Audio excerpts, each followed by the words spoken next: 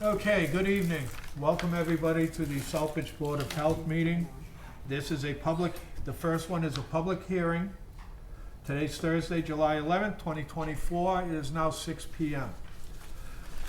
We're gonna have a public hearing right now to amend the proposed amendment to section 5.5.3 of the regulations. And I'd just like to remind everybody relative to Mass General Law, Chapter 38, Section 20F, and for the benefit of the public, this meeting is being recorded, both video and audio. Okay, public meeting is opened, 6 p.m. Roll call, please. Jasmine Canones. Here. Kevin Spillane. Present. Roland Larochelle. Present. Gil Provost. Present. Gus Steves. Present. Thank you. Thank you. Okay. For the public and everybody that will be seeing this at home, this regulation was updated and the verbiage was voted on the previous board before myself and Mr. Provost got on.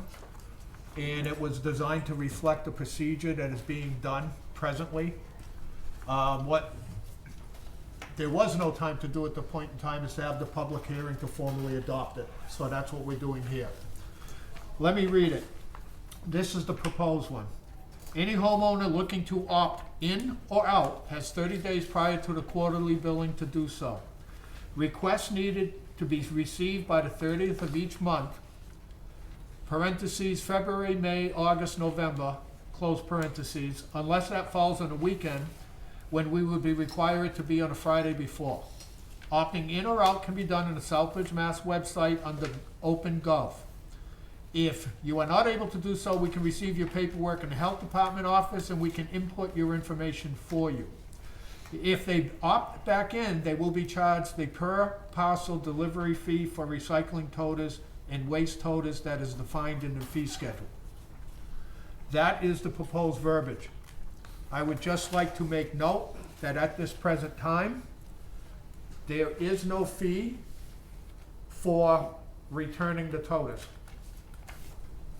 But I thought it would be prudent to include that verbiage so when such time that we ever do it, we don't have to change both the fee schedule, because I know a lot of, and it's not us, we're not a private hauler, we're a public.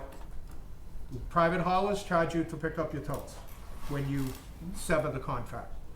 We're not doing that at this time, but this regulation will be already done should we do it in the past. Okay, do I have any comments on this from the board? Oh, do we need a motion? Motion. But thank you. I thought you already did. You did it twice. Second was Gus. Okay, any questions, comments, concerns? I have a question I have is a Scrivener's or totters, there's one T, toters, not two. Technicality. Actually, it should be totes anyway. Totes, toters. Okay. We'll make sure that that spelling is done when we input it into the full package. Anything else from the board? Anything from the public? Mr. Town Manager. Thank you, sir. I would just, in the verbiage, I would just think it'd be a little clearer, say where it says requests need to be received by the 30th of each month. It should really be, I would suggest must be received by the 30th of each month. Not like each month, received by the 30th of the following months, February, May, August, November. That makes sense. Because I think it's a little confusing to say each month. That makes Okay, sense. what are we talking, each month, or is it the post month? So, of the months of, That makes sense. okay. And I know it reflects the quarterly, but I think there's no ambiguity there. That's Yes. say, well, it's Okay. each month or that's my That own makes sense. suggestion. Thank you. Thank you. Anything else from the audience? I had already opted out on this one, okay? They told me that I needed to prove where I brought my trash. Okay, we will discuss that during citizens forum. This is for this regulation to get the verbiage, Okay. okay? And then we can go through whatever your situation is. Anything else in the regulation, Chief? Kevin. Yes, if you could explain to me the ownership process of the toters. There was some question of the trash toters purchased by the resident. No. No, All those bins are owned by the town of Southbridge. The bins are issued to the property, not the owner. They are issued to the address. So if someone moves and takes the toters with them, they stole them from that property. It's that simple. But they become the town of Southbridge property because people that opt out, we go pick them up. That's including the recycling toters. Correct. Correct. Anything else? I will entertain an amendment for the language that the town manager brought up. So moved. Second.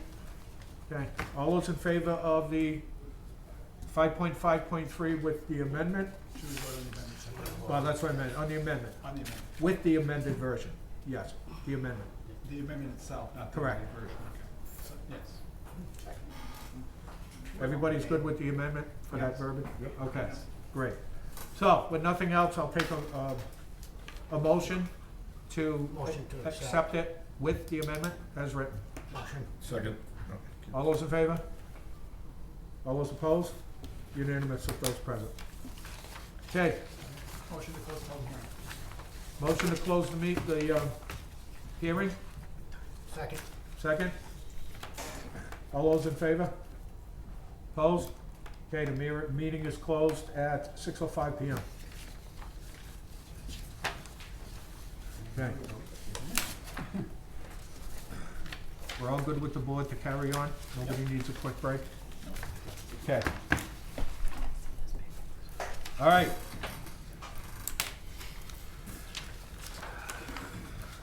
Since everybody, the same people are here, we're gonna open the meeting, the regular monthly meeting of the Southbridge Board of Health, July 11th, 2024. Time is 6:06 PM. And I already read the Mass General laws and everything on the recordings, audio and visual. Roll call, please. Jasmine Canonas. Here. Kevin Spillane. Present. Roland Larishell. Present. Gil Provost. Present. Gus Steves. Present. Thank you. Okay, we have a quorum, thank you. All right, vote to accept the minutes of June 13, 2024. Motion. Second. Any questions, additions, deletions, corrections? Seeing none, all in favor? Opposed, unanimous of the board. Okay, citizens forum. Any citizen that wants to bring something to the board that is not on today's agenda? I'd like to know how I get told that I can opt out if I prove where I take the trash. I got a letter from my employer stating that it's okay to use the 11 dumpsters at work. And now I was told that I'm not a licensed trash hauler. I can't take this in my car. My 24 bags of trash a year, which roughly works out to be $38 a bag that you guys want to charge for it. I was opted out. They told me I was opted out. Now today I receive a bill Here's my question, how did you opt out? in the office. Did you show a contract, when someone opts out? I showed the letter that I have from my. Okay, hold on a minute. I saw the letter. Yeah. The letter is not a contract. It has no start date, it has no end date, it has no signatures. It's a letter. Yeah. From my. It's not a contract. My second question to you, sir, because I know you came and I thought you had the answers when you came last time and then saw the town I talked manager. to you, and you said. You have, yes, if you opt out, Everything was fine. the procedure is to show a contract of where you are I having your, wasn't told I needed a contract. That's- I was told I needed a letter to prove where I take my trash. it's in the regulations that you need a And then I contract. was told that I'm not a licensed contractor so I can't take my trash out of town. I can't take it to the next. Let me ask you something. You I'm- own a two-family, right? Yeah, and it's vacant. I have one side that's vacant. Okay. That, There is nobody living there? No, there's nobody living there. If you I'm not rent it, how are you gonna get rid of their trash? I don't have anybody there. I haven't had anybody there in 10 years. I don't want anybody The there. situation that we have, and the law states that you cannot take trash for hire. I'm not for hire. Okay, and I understand that, and you're correct on that as far as I know the law. Our problem is, as a municipality, we have to have the continuity that our citizens have a legal process of getting rid of their trash. This is legal. You supply, so the procedure is, I haven't had a bin in 10 years. I'm not saying that. I've taken my And I don't know trash why for- you haven't had I've a taken bin. my trash for 7 years to work. Well, now we're catching up on loose ends. If you have your boss, I have, and if you have a company, no, hear me out, please. I have a letter. If you have your boss provide the town with a legal contract with dates stating that you can use his dumpsters, an end date and a start date with the boss's, the owner's signature and your signature, that's a contract.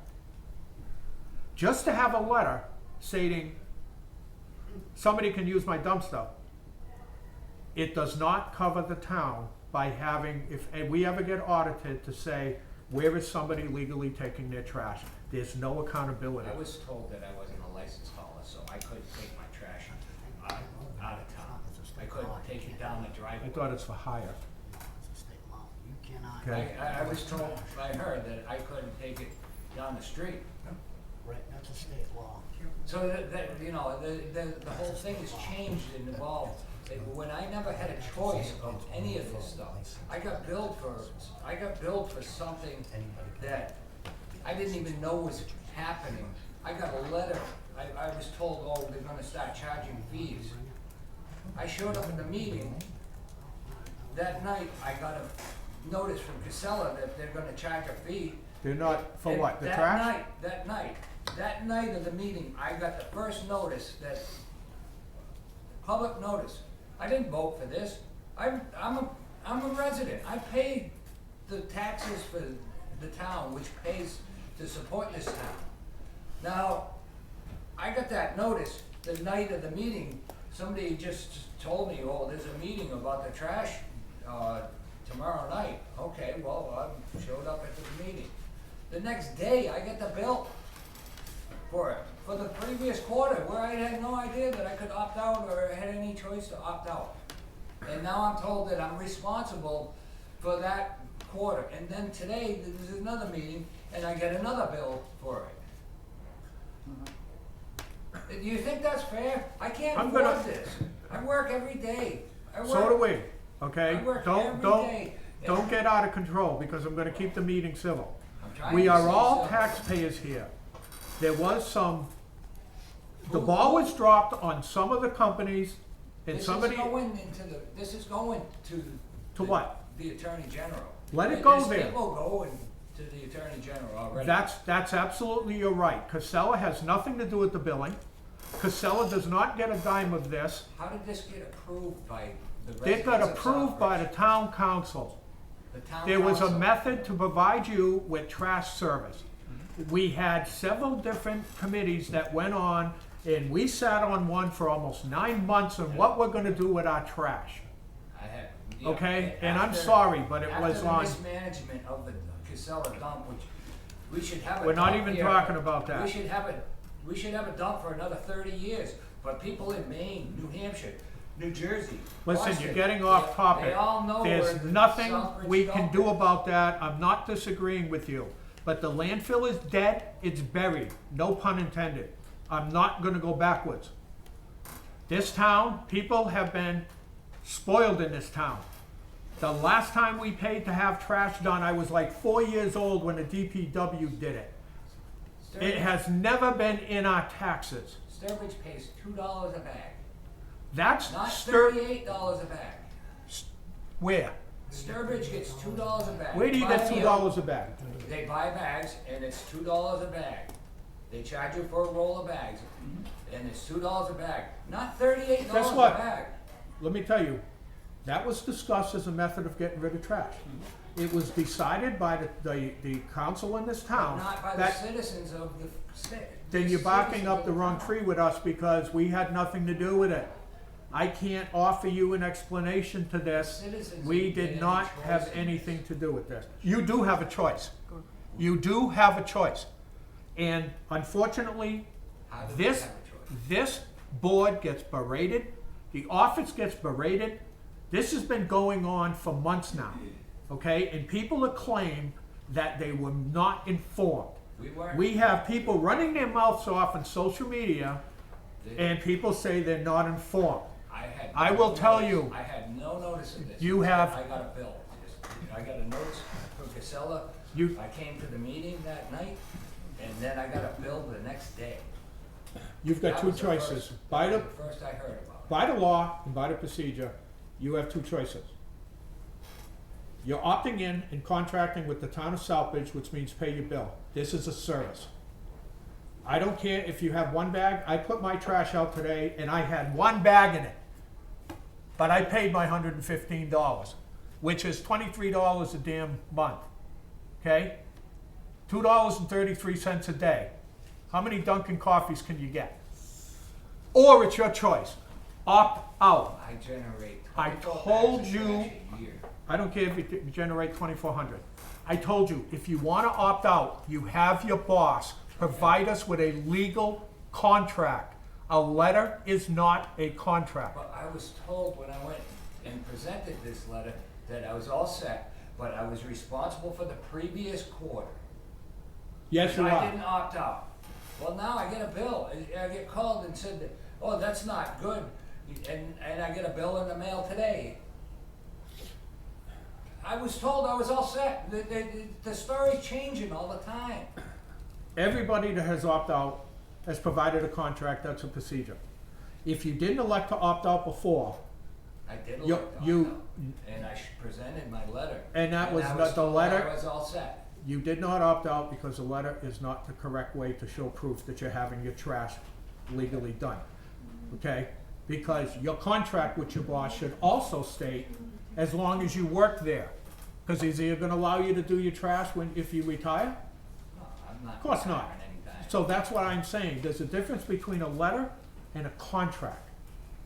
And to cover the town, we need a contract. Okay. So I'll get it. And the problem is that this is a service provided, whether somebody uses it or not, you have to pay for it unless you opt out. Okay. If you elect to hire a private contractor, you might elect to have him or her pick up once a month. That's your choice to negotiate with everybody else. Yeah. But the town decided, and all the councilors represent every single one of them. They decided how it's gonna be done. So now I'm still responsible for these, even though I had no choice. I thought I was all set. Now I got a new bill. They told me I was responsible for the previous bill, which I didn't even know was coming until I came to the meeting the next day. I'm sorry I that get- you were not informed. There I were wasn't. mailers that went out, there was advertisements that went I out. got a mailer that night. That was the first mailer that I ever got any notice that this was even in the works. And I came to the Well- meeting because somebody said, oh, yeah, they're gonna start charging for trash.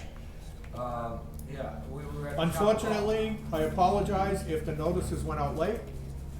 That was not anything what this board's doing. The notices went out after the date that you could opt out for the first quarter.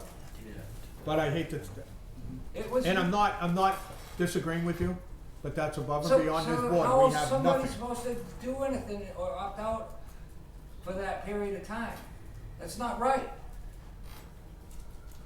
I'm not saying it is or it isn't. I'm not gonna say that. And We still, can't, I'm gonna we put money against cannot- my property we for this. cannot authorize, this board cannot authorize abatements.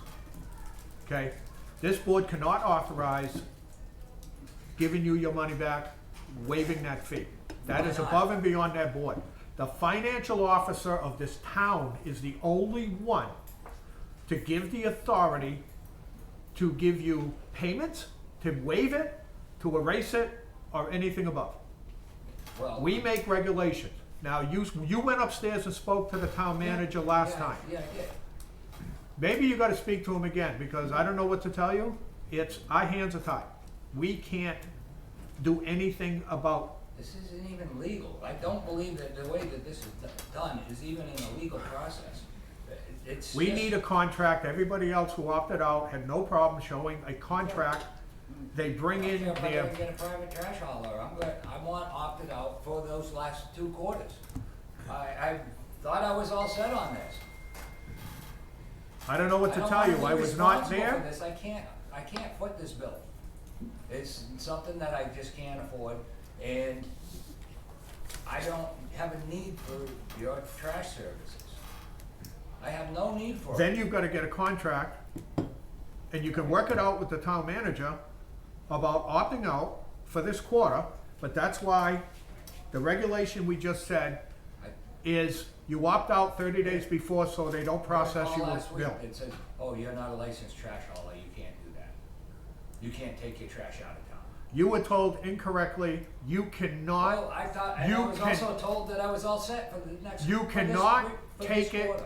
If you had tenants and you're taking it for your tenants and that's part of their rent, that's illegal because you're getting paid. Yeah, But if you're taking I your don't own, have- I you're don't not have getting tenants. paid, you can take your own trash to the recycling center, to the dump, to whatever you want, for no pay. yeah. If you're getting paid, you have to be a licensed Yeah. hauler that's state. But the only option that we can give you is opt out the proper way. And I was questioned and I saw the letter, and that's only a letter. I believed that I was all set. Now I receive another bill. Point of We've order. never- Point of order. I get called late Point of last order. week from her and saying that I'm State your not. point of order. that I'm- Repetitive, you've answered this question numerous times. Okay. Clearly, and I believe the 5-minute time limit is up. You're gonna have to speak to the town manager about any other way. I can get. And you're gonna have to give us, like I said 5 times already, a legal contract to opt out. Yeah, I will. I'll get it. I'll have somebody Okay. write it off. Thank you. Have a good day. Sorry for your troubles. Anybody else on the citizens forum? Sir, Evening, everybody. Steve Gregoire, 555 Pleasant Street. Came before the board in February to discuss this matter, but due to the overwhelming load of municipal trash, I decided not to press the issue to allow you guys the time you needed to get through all that. I wanted to talk about well testing in and around the landfill. Southbridge conducted extensive testing in the town of Charlton, found contamination, and installed a water line thereafter. We've done little to no testing for the people of Southbridge on their wells, for the people that live in and around that area. I'm here to ask the board, and I realize it's not on the agenda, so this is more of a discussion for future work. But in light of new contaminants that are out there, I'm asking the board if they would consider testing homes within a radius of the landfill on a semi-regular basis for items like 1,4-dioxane, for PFAS, and for VOCs, which are from petroleum products, because the landfill, the airport also had a fuel leak many years ago. And we've done nothing to check and protect the wells of Southbridge, but we sure did a darn good job protecting the wells of Charlton. So, that's it. I won't take up much of the board's time. I realize this isn't something you can act on tonight, but it's something I think the town should take action on in the future. Thank you.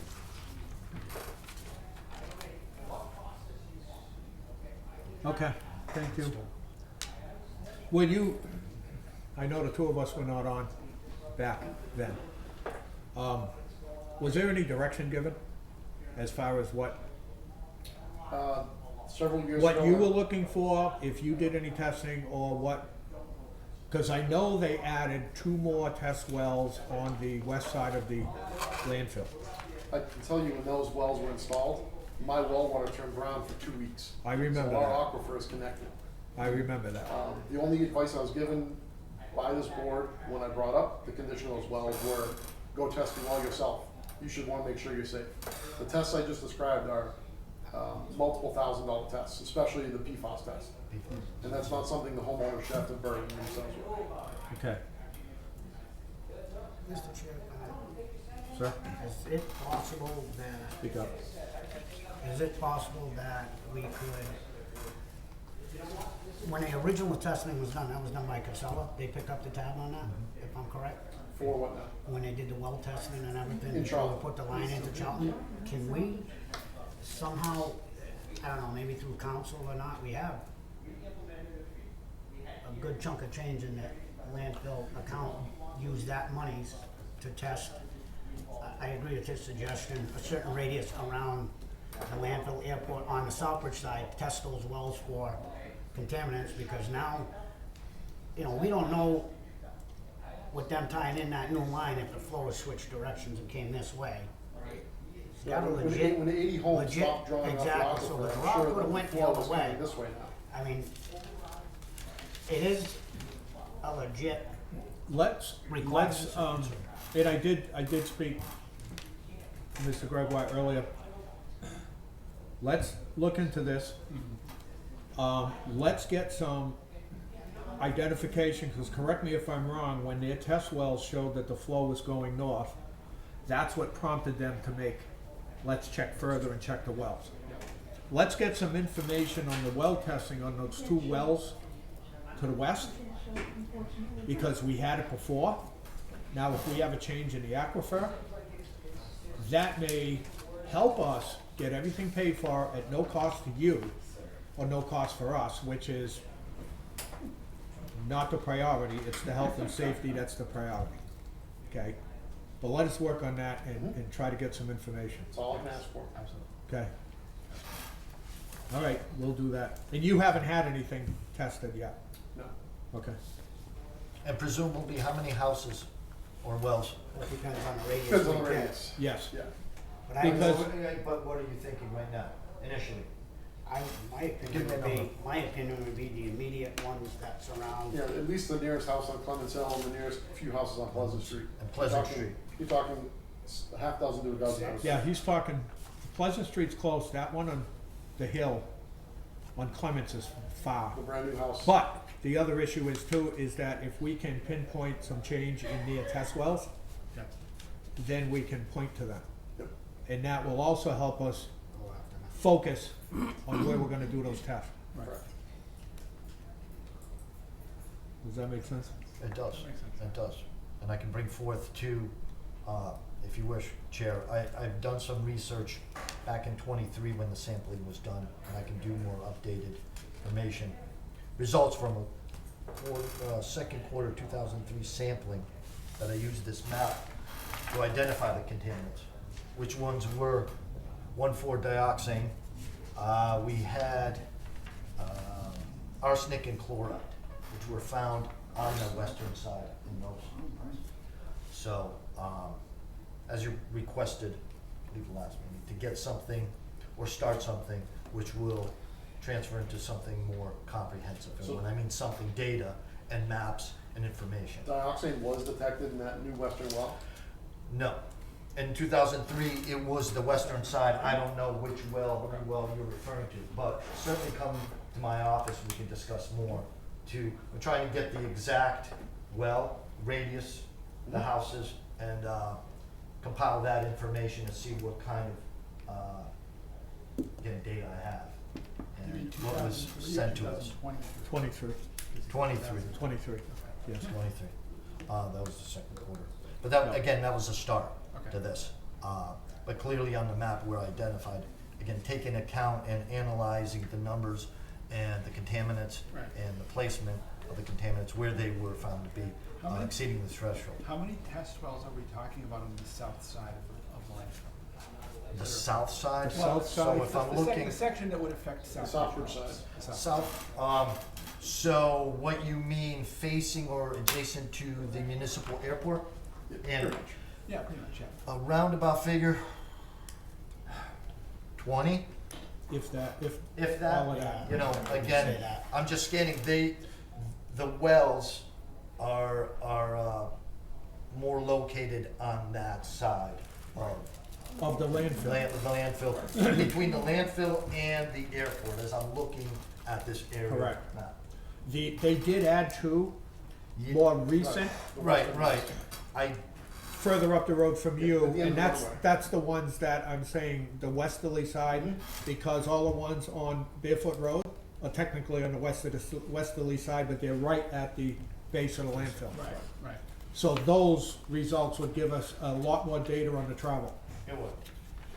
I mean, this is definitely compelling information in what you propose, so something that we And should again, the entertain. VOCs from the landfill, airport fuel leak might not show up on those either. No, but if we can show that there's a flow and there's contaminant from the landfill, there's one way to fix that. And if that gets fixed, we may get help, financial and otherwise, and then that also takes care of any groundwater seepage from any foam or fuel from the airport. That's right, but that would be contingent if you're exceeding the maximum contaminant level. Right. Well, that Which wasn't these the- ones that I wasn't- have identified. That wasn't the there. standard we used in Charlton.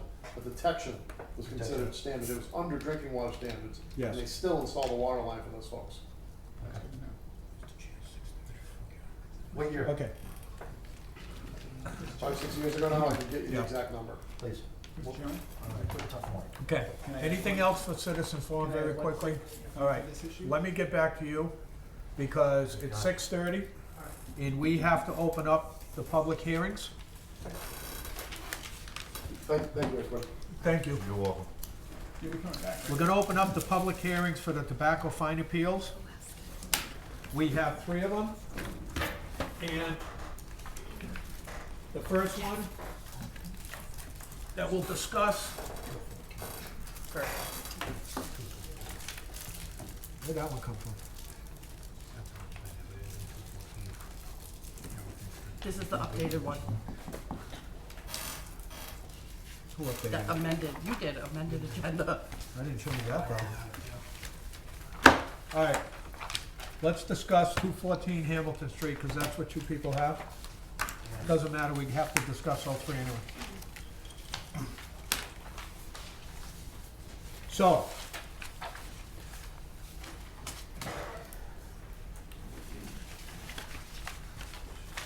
Let's do this correctly. Motion to open up this public hearing for the tobacco. So moved. Second. Okay, all those in favor? Unanimous. 6:31. We're not far off. All right, so we have 3 places in town. Mr. Chairman, are you going to swear on anybody who's going to testify? I don't know if I have anybody that's gonna testify yet.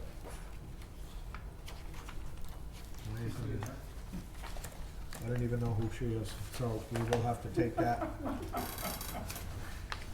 Seriously, She's I, going to be back. one thing at a time. All right, 214 Hamilton Street. I don't know why this isn't working, That's what technology does. but let's open up this one. Thank you. On T&J LLC, there was an inspection or an what I'm looking for? Inspection by the Alcohol Board of Health Tobacco Control Alliance. This was done on April 22nd of this year. I mean, April 13th. The letter, it was written on the 22nd. This shows 2 different issues. One issue, offering for sale a flavored tobacco product or tobacco products flavored enhancers. And the second one, failure to maintain a record of documentation submitted by the manufacturer or manufacturer's agent certifying that such tobacco products do not meet the definition of a flavored tobacco product or tobacco product flavored enhancer, and that the product lacks any characterizing flavor. Now, we have received a letter on the 27th for an appeal. Is Joshua here? How do I pronounce your last name? I don't want. What is it?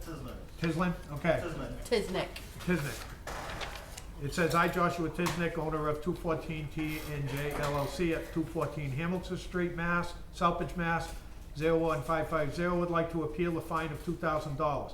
I am formally asking to be placed in the next board meeting for an appeal. Okay, that was received on the 27th, written on the 27th. Okay. State your case. So, we do have documentation of the blackwood that did come in. There was a IZ mark out in Worcester that made a mistake and said it's these flavored blackwoods. So when Chloe put them out, she came in and found them. So it was like a mistake, to be honest, you know, that we didn't catch on. Did you have documentation from your supplier? Yes, I do have documentations. I can bring them in. She didn't have documentations. Well, part of the thing is that if you are going to have something that could be considered flavor enhancer, you must have the letter, the documentation from your supplier saying that it is not. So it was supposed to be regular backwoods. They send us out flavor backwoods, which I seen in a couple of these stores that Okay. she's been to, and she hasn't been finding them.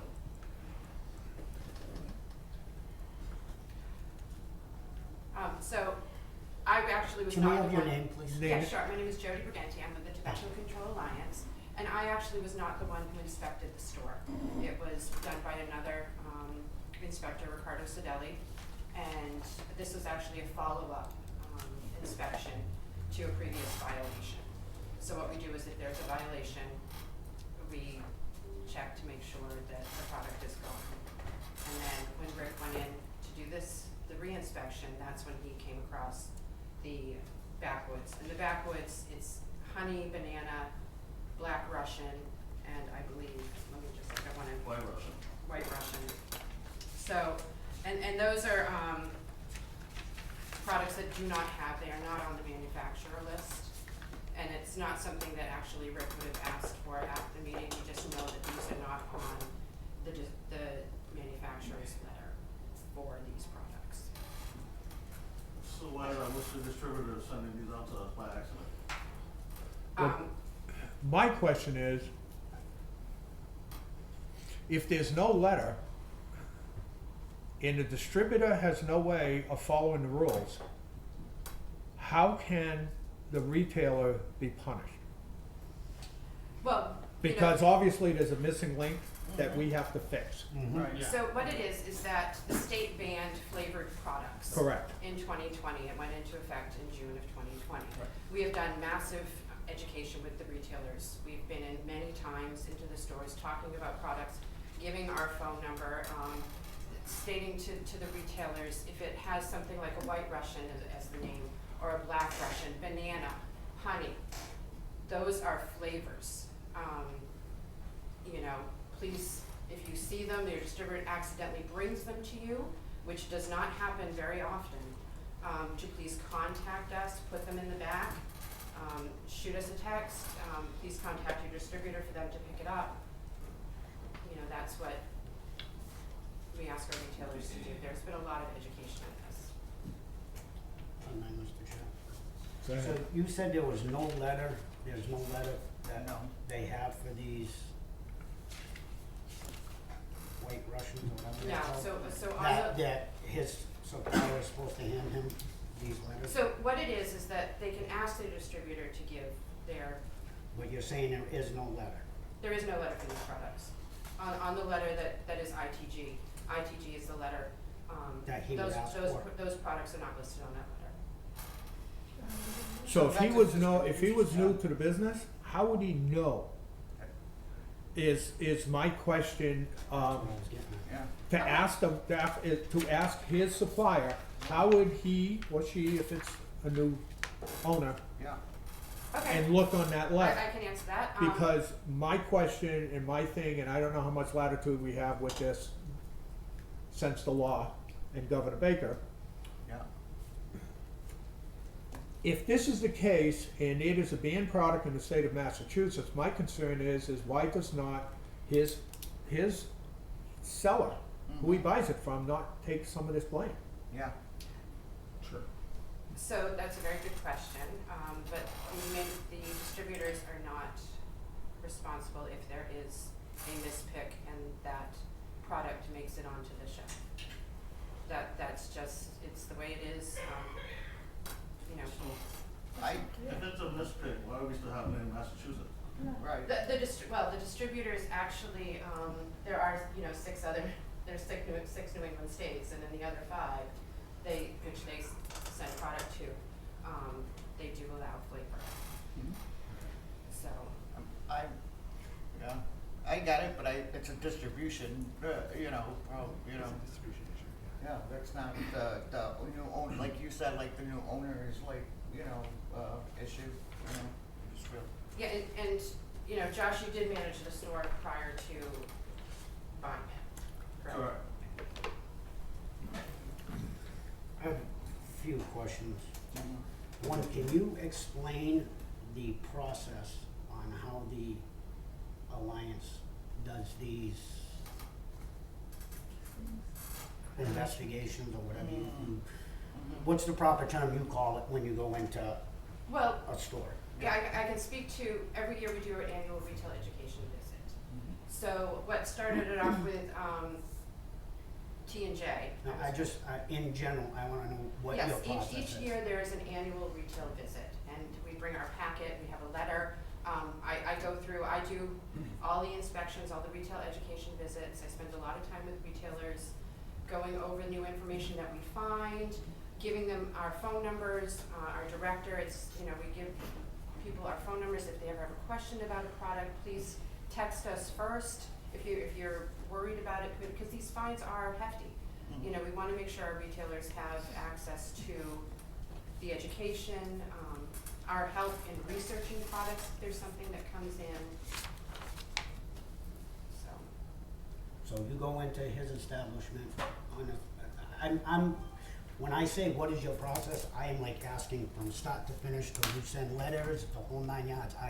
For me to make these decisions, I went through 4 of these already, and I do not agree with how this paperwork is done, how the process is done.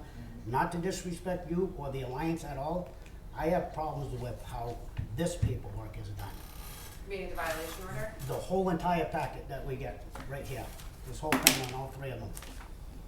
I have a problem with this process and how it is done. When I get documentation with dates that to me are just crazy. I mean, April 13th is the violation.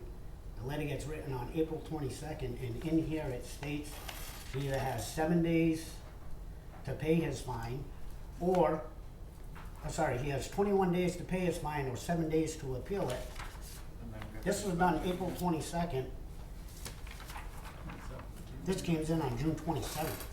That's more than 21 days. So that's one of my problems. The other problem that I have with this paperwork is, it says that he has either 21 days or 21 days or 7 days from the date this order was received. So this order is sent to the business by a certified mail.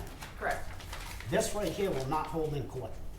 This right here, to me, I have these in my office. I fill them out myself. Until there is a stamp on there from the postal service, that doesn't tell me anything right there. Right. And these, I believe, need a signature return. We don't get any of that. We don't get any of that. Okay, So I have that. I don't have all the information. So as far as I'm concerned, all 3 of these hearings, in my opinion, I'm gonna find not responsible for all 3 owners tonight because of this. Because, Because the process is flawed, and it's flawed by the state, in my opinion. This right here, this whole thing is a joke, in my opinion. We can't sell flavored tobacco, wraps, blunts, whatever they're called, in the state of Massachusetts, but we can sell marijuana. I can go a quarter of a mile over the line and buy all the flavored stuff. The way, like I said, no disrespect to you and the Alliance, but the way this is done, how either your office handles it or the state handles it, I have a problem with the paperwork, and I said that last year when the 4 other ones came up, and it still has not been corrected. So, as far as I'm concerned, all 3 of these tonight, Mr. Chair, I would be voting not responsible for all 3. Okay. Gus, you Alright. I've got a couple first of all, you said that you actually have. speak up so we can hear I'm you sorry. on the recording, You said please. that you actually have the receipts from these searches? I have a And copy you of it actually- right here. Unfortunately, it's not dated, but we could look on a computer and check to see when it was signed for. Do UPS, United States Postal Service tracking, but that's the signed card. You work 7 days a week doing these? Me? Well, the Alliance? That's we a work sign, sign receipt, 5 days although it is not the. doing inspections And and that's- in the office. So you do inspections That's my Monday problem. through This, Friday, all this your does inspections? not. Doesn't say when For it me happens. This, personally, as far as I'm For the concerned, it's whole never been alliance. delivered. no, it doesn't depends say- on the it doesn't say inspection. when it happens. And the Correct. inspector Anybody doesn't wanna see know. this? Doesn't say So when it happens. inspections can be done 7 days a week? Okay, Correct. if I may continue, Mr. Chairman? Okay, you mentioned earlier in Make sure the they go charge back. here, it says, your failure to maintain a record or of documentation. And I understood from what you said, that these particular products are not in the list that was approved. Correct. But he does have a list from this company. That I cannot confirm. I was not able to complete, this, in May, I did all of the retail education visits for Southbridge, and Josh had been in contact with Dan and with my director, Joan Hamlet, to set up an education visit where an inspector will go in, we talk to the owner, we go through the products, answer any and all questions.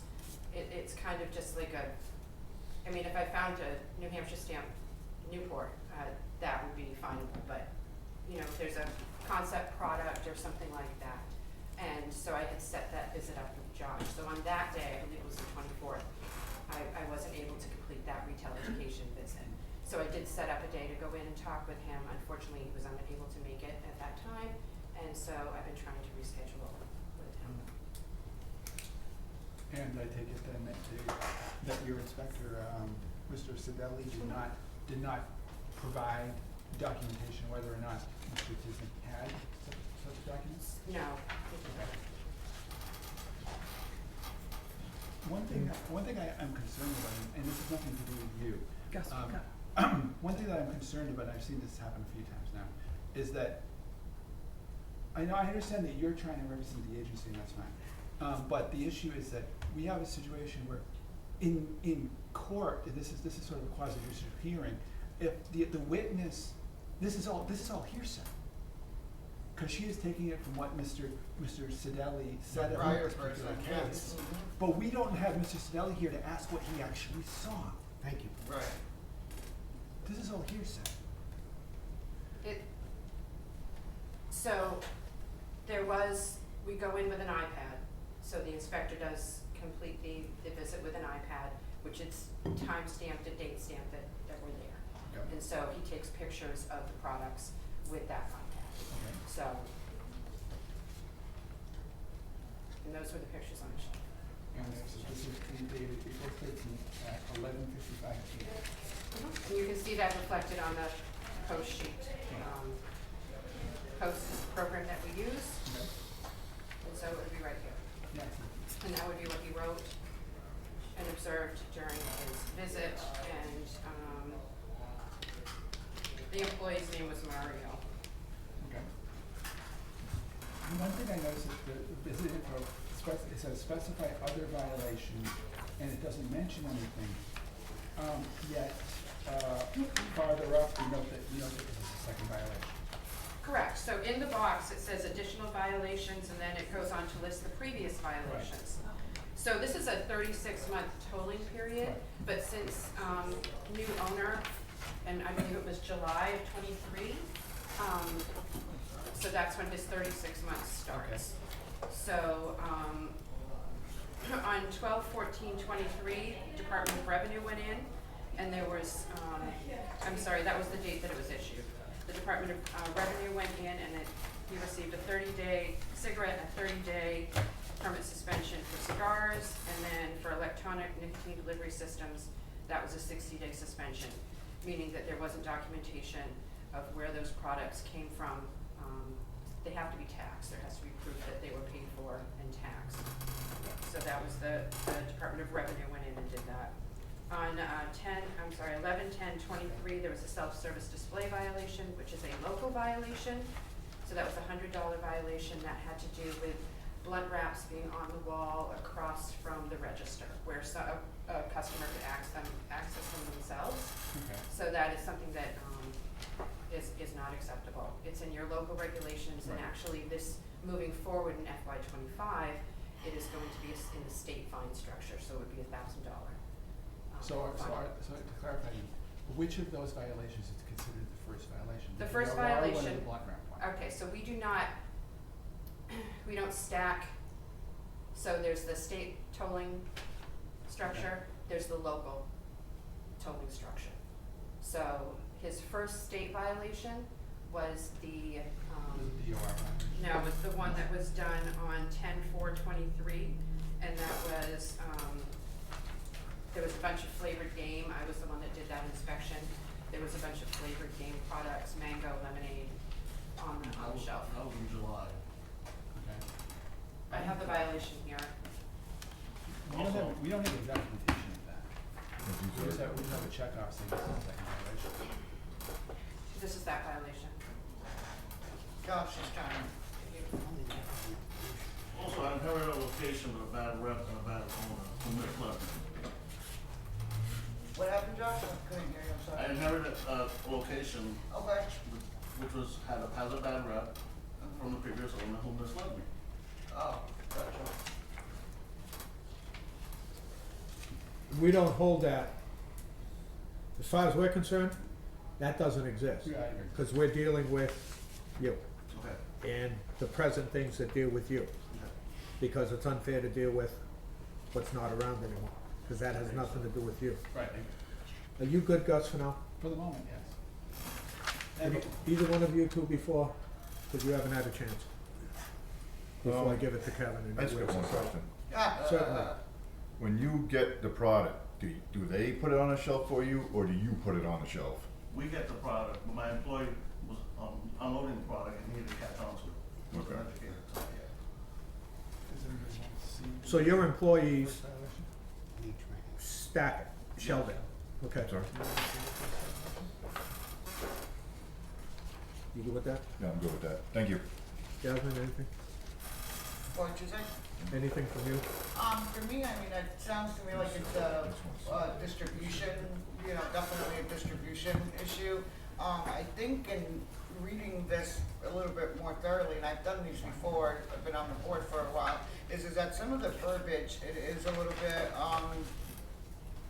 not user-friendly, I guess I would say, but, for me, it's definitely a distribution situation, and I understand that we all have a certain level of responsibility, but, you know, in the state of Massachusetts, if you know you're not supposed to be selling something, then you don't send it to the person, you know, and they have to, and I think I'm with Roland too, on stating that, you know, the companies also have to hold a certain level of responsibility, because it seems like it's always on the individuals, and as a person that manages multiple staff too, I know how it is to, you know, have those issues as well, but nothing happens to the distributor. Everything always falls on these high penalties on, you know, other people's doing.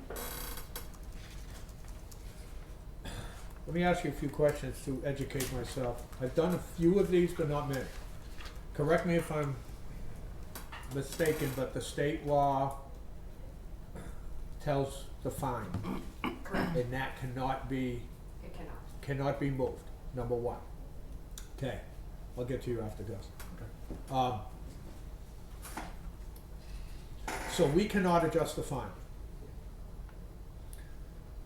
My other issue with this that I learned tonight from you, thank you very much, is that if any owner has an employee working, and we know we all have very smart, sharp employees, and then we have the others.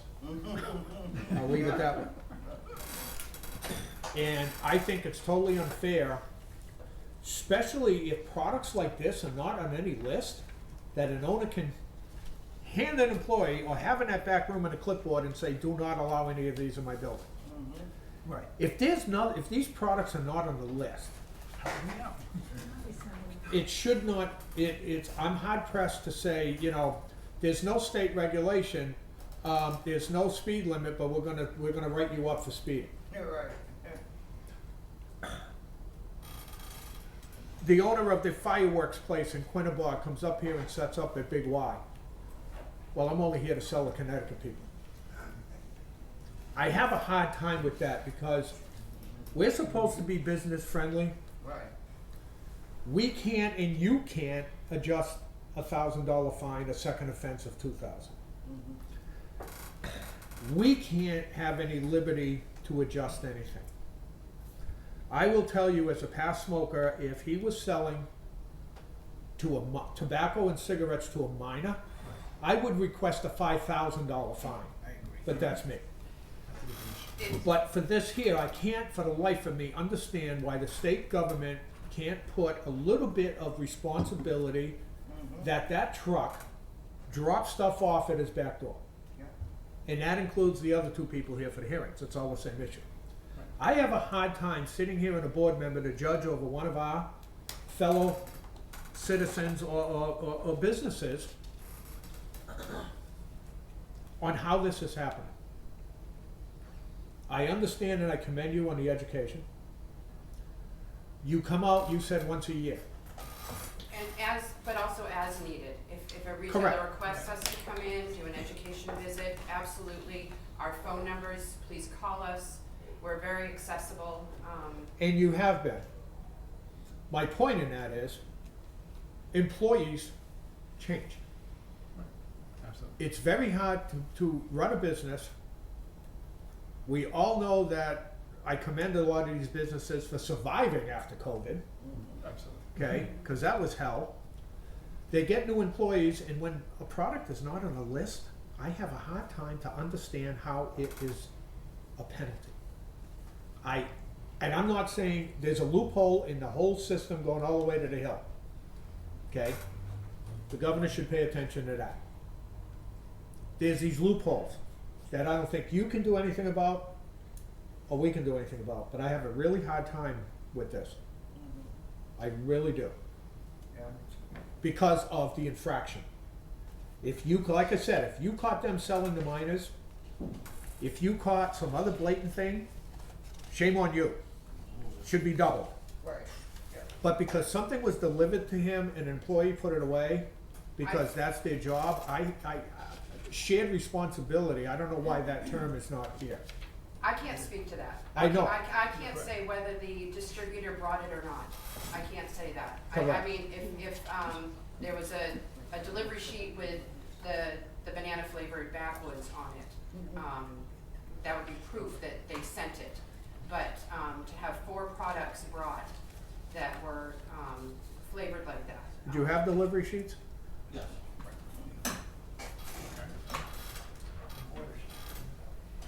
He would have ordered. And they're actually blocked off. You can't order any of the Well, flavors. not necessarily. They were original backwards. This is what came in. Okay. So they gave you the wrong name. Yes. You had the, Same you, backward, but with flavor. correct, that's what I'm saying. It wasn't natural tobacco. Okay. And they didn't even have to let it, to even the things Okay. themselves reported. Right, right. One more thing. You know, it's not in this because it happened 10 days after the violation, but there was an FDA sale to a minor on the 23rd of April. And a warning letter was issued from the FDA. Well, that'll be on our next one, right? That actually is the FDA, so it doesn't, they do their own fining. The first offense is a warning letter with the FDA, then it goes into the fines, and there's significant fines. Well, let me ask you something. If it's I mean, do we get, does the office get, If we will put it Copies? in the file, if the FDA chooses to send us a copy of it. okay, there's the opening. If they choose to. Right. Part of the problem. So whether it's DOE, whatever, I'm losing my mind. Whether it's your organization, the feds, anybody, why are they not notifying the locals? You're notifying the locals. We do forward when we receive them. They usually do, Joan, our director, calls it like a dump, she calls it an FDA dump. They dump them all kind of at once. So- Okay, but my point is, So, more than that. if, which is a totally separate issue, but if the FDA caught one of its employees selling to a minor, unless you came here today and if he didn't appeal it, we would not know. Right, And so, yes, we did sell some mine, but again, it was one of those employees. Not It was what? one of those type of employees, that wasn't all that. Oh, those extra. Which unfortunately, He didn't actually ID. what she says. Right. Mr. Chairman, And unfortunately, that still ends up to be your problem. Exactly. There are I just wanted so many to- things going on with this. Yeah, I just wanted to say, we actually do retail education for the owner and all of his employees. So if there was a time that you wanted to get everybody together, we could do a training. That's good. It's an expense. But there's always There's loopholes. always an expense on that too. Yeah. There's always an expense on that too. Oh, sure. He's got And to there's pay his loopholes. employees a minimum of 3 hours for every one that comes in. It's, And we're always gonna have that employee that's new, because they rotate. Right. Okay. Anything else that we haven't discussed yet? I got a couple of things. First off, according to chapter 270, section 28B, it says no person, retailer, or manufacturer sell, distribute, cause to be sold or distributed, offer for sale, yada, yada, yada, flavor tobacco products. By state and federal law, corporations are people, which means we could go after the distributors. We should have them come to our house. Well, the whole Because they point are is, considered, corporations are considered people by the law. I hate that concept, but if that's the way it's phrased, we should use it. No, you gotta start doing that. and the problem We need to is, start doing it, treating them as the corporate person that Yeah. they claim to be. and the problem is that's where the people who write the laws that they have to be enforcing do their due diligence, because small Right. communities can't afford to get lawyers involved and go after major distributors Corporations, yeah. because of this. I understand that. Okay. I understand that. And that's why some of this is not done, because they know we can't afford to do it. Exactly. And what they do is they put the onus On us. on a local owner. Yes, Yeah. I get that. I totally And get that. it's a shame. Yeah. But I'm just pointing out that that is actually what the law says, so we do have authority to go after distributors if we have the Okay. facilities to do it. So- And the other point I would like to point out, and this is one of the reasons why I suggested at the beginning of swearing in witnesses, including Mr. Regret. And B, I wanted to mention something just a second ago, about the fact that technically, Mr. Tisnick just admitted in public session that he violated the law. Yeah. To an event, to something that he was not charged for. has nothing to do with this that we're doing. I know anyways. that, but he just admitted in public session. He was charged Here. for it. He was charged. But not for What do us. you, He was I'm charged. referring He to was the, charged. I'm referring to distributing the minor. He He got was charged charged. for it. she just said, he Right. got a Yeah, letter. you mentioned it. He did receive But a it's warrant. He not- did get a but it's letter. not in our. It That's doesn't nothing to do have with to us. be, That's the up to you. FDA Everybody is, wants yeah, to the see. FDA will tell us whether, like Roman said, whether they want to. They're or following not. their rules, Yeah. and we have to follow our rules. Yeah. And that's what the problem is they don't Yeah. overlap. It's a mess. It's out of the jurisdiction. Okay. No, actually, So- actually, it is in our jurisdiction. Our bylaws say that's a violation of local law. Well, it has nothing to do with the matter. I just wanted to Okay. point that out. No. We're good. Enough That's with why that. we need to have people that Um, are sworn in, and we need to make sure we're doing it right. All right. We cannot adjust the fine. The things are here. I also have a problem with the paperwork, because we're gonna give information, we, you know, like I said, what we got for the slip, in the paperwork, which I know it's not you, I can make up any kind of slip I want right now and make a copy. Right. It does not prove that it's got a stamp, it does not prove when he received it, Right. because if he received it on a date and it's past the 7 days, we can tell him goodbye, Right. Right. because he's not for the appeal, Exactly. okay? And we didn't get that, Right. and we cannot get that after a hearing. We Right. need that paperwork, it's like Judge Judy said, if you ate the steak, don't complain it was no good, okay, after the fact. Also, Mr. Chairman, we never got data from our own office about the first violation.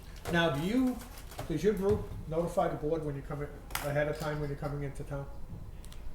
No. Okay. I'll bring that up later. I Okay. have one We question. can though. I have Yeah. one question.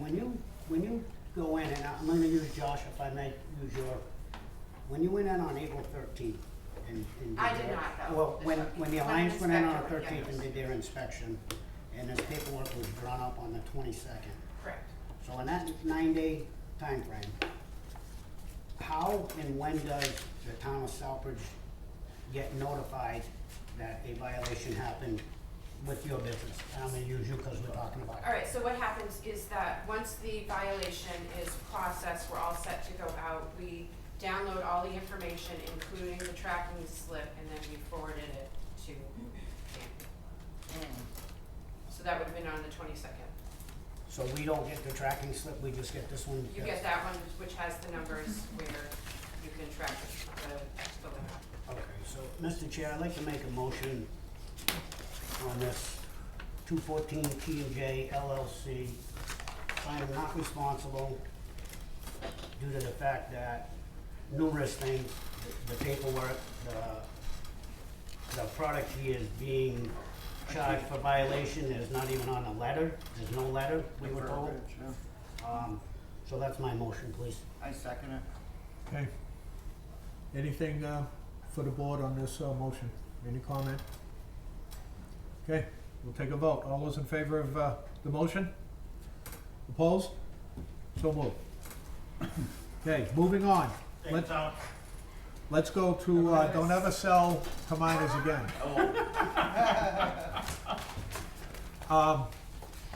Let's go to Minimart, 39 Main Street. Is that the next one that you guys have?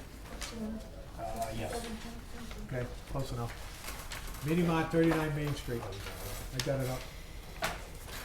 It's a little question.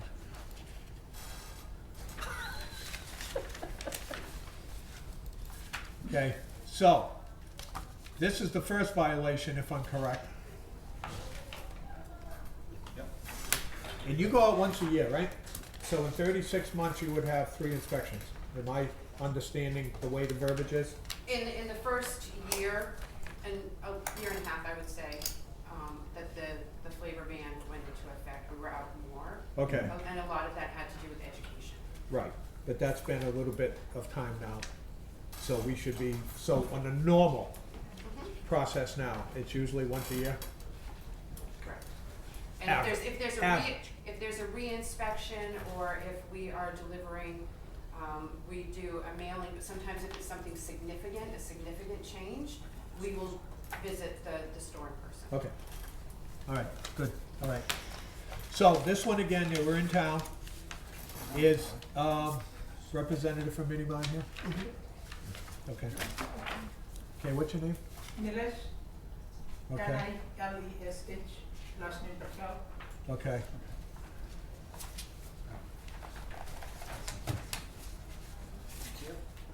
Yep. Okay. This one again was done on the 20th. The letter went out 29th. Again, it was, if I'm not mistaken, it was that flavored paper product, whatever that stuff is, I really don't know what it is. And again, he had no documentation because, once again, I guess it's not on the list. First time violation, $1,000, which we have no choice, that's written into the law, whether I like it or not. Let me just briefly ask you, on that other one, there was a $100 violation. Correct. Because it wasn't, why was it 100 and not 1,000? So in the Southbridge regulations, you have certain things in there that are listed, and one of them is a self-service display. Okay. So that would be a local violation. So if for the first offense, it's $100. Okay, that was on the other one. That's why it was $100. But like I said before, the self-service display is being moved into the state structure.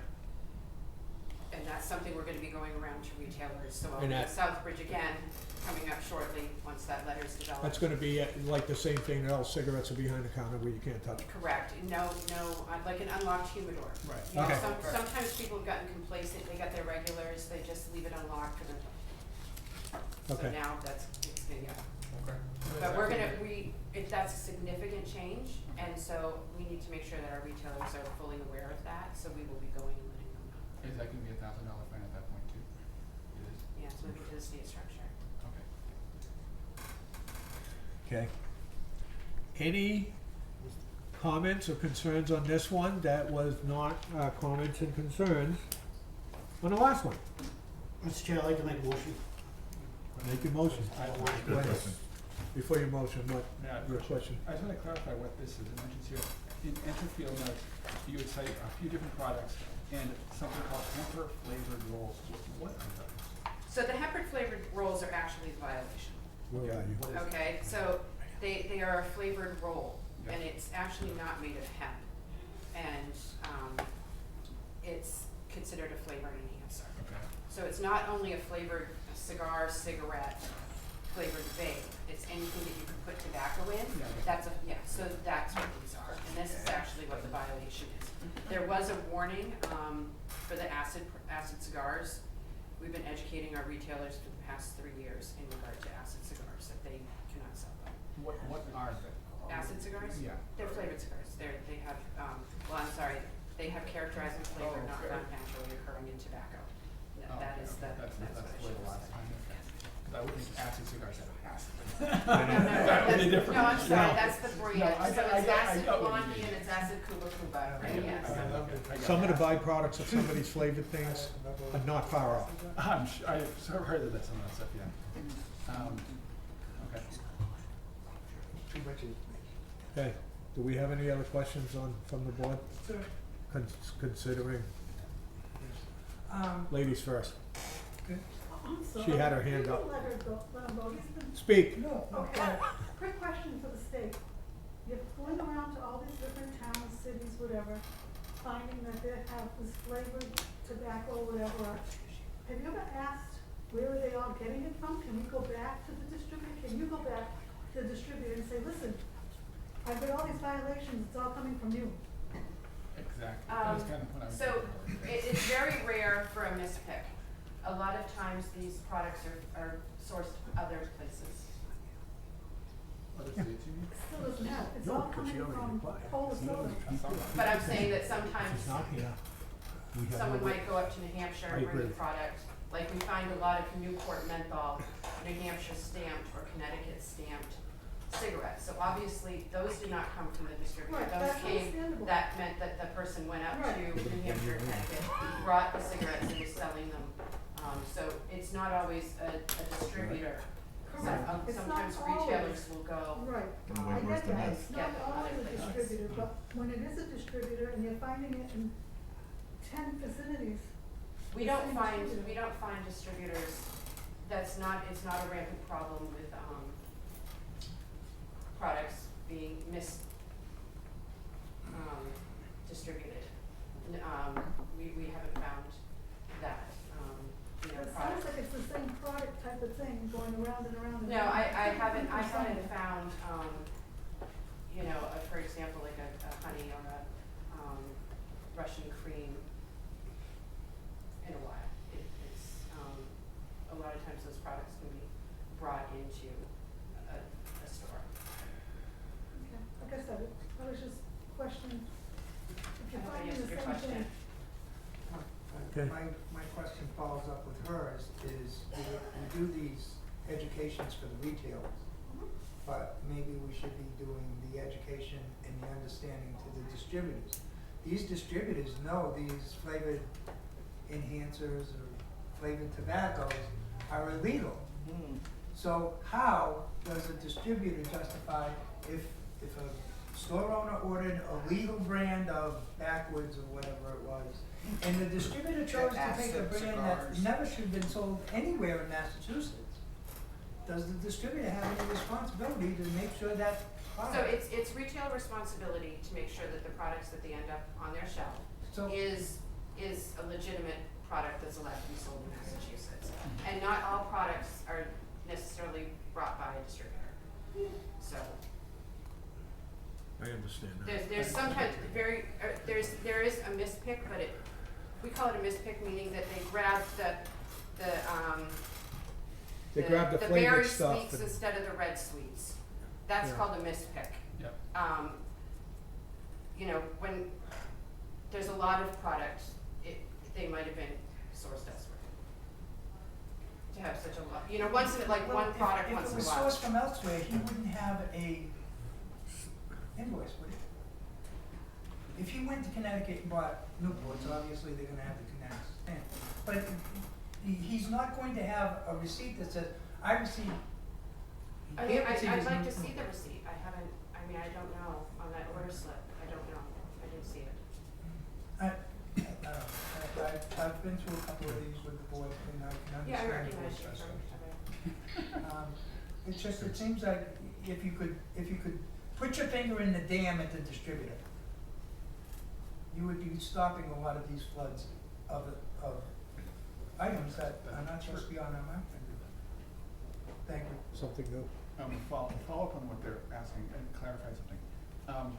If I understood what you said, in many cases, it's not specifically a formal distributor is doing it, but that an employee of the retailer is going to, say, New Hampshire or Connecticut and buying the stuff and bringing it back. Is that what you're saying? That does happen.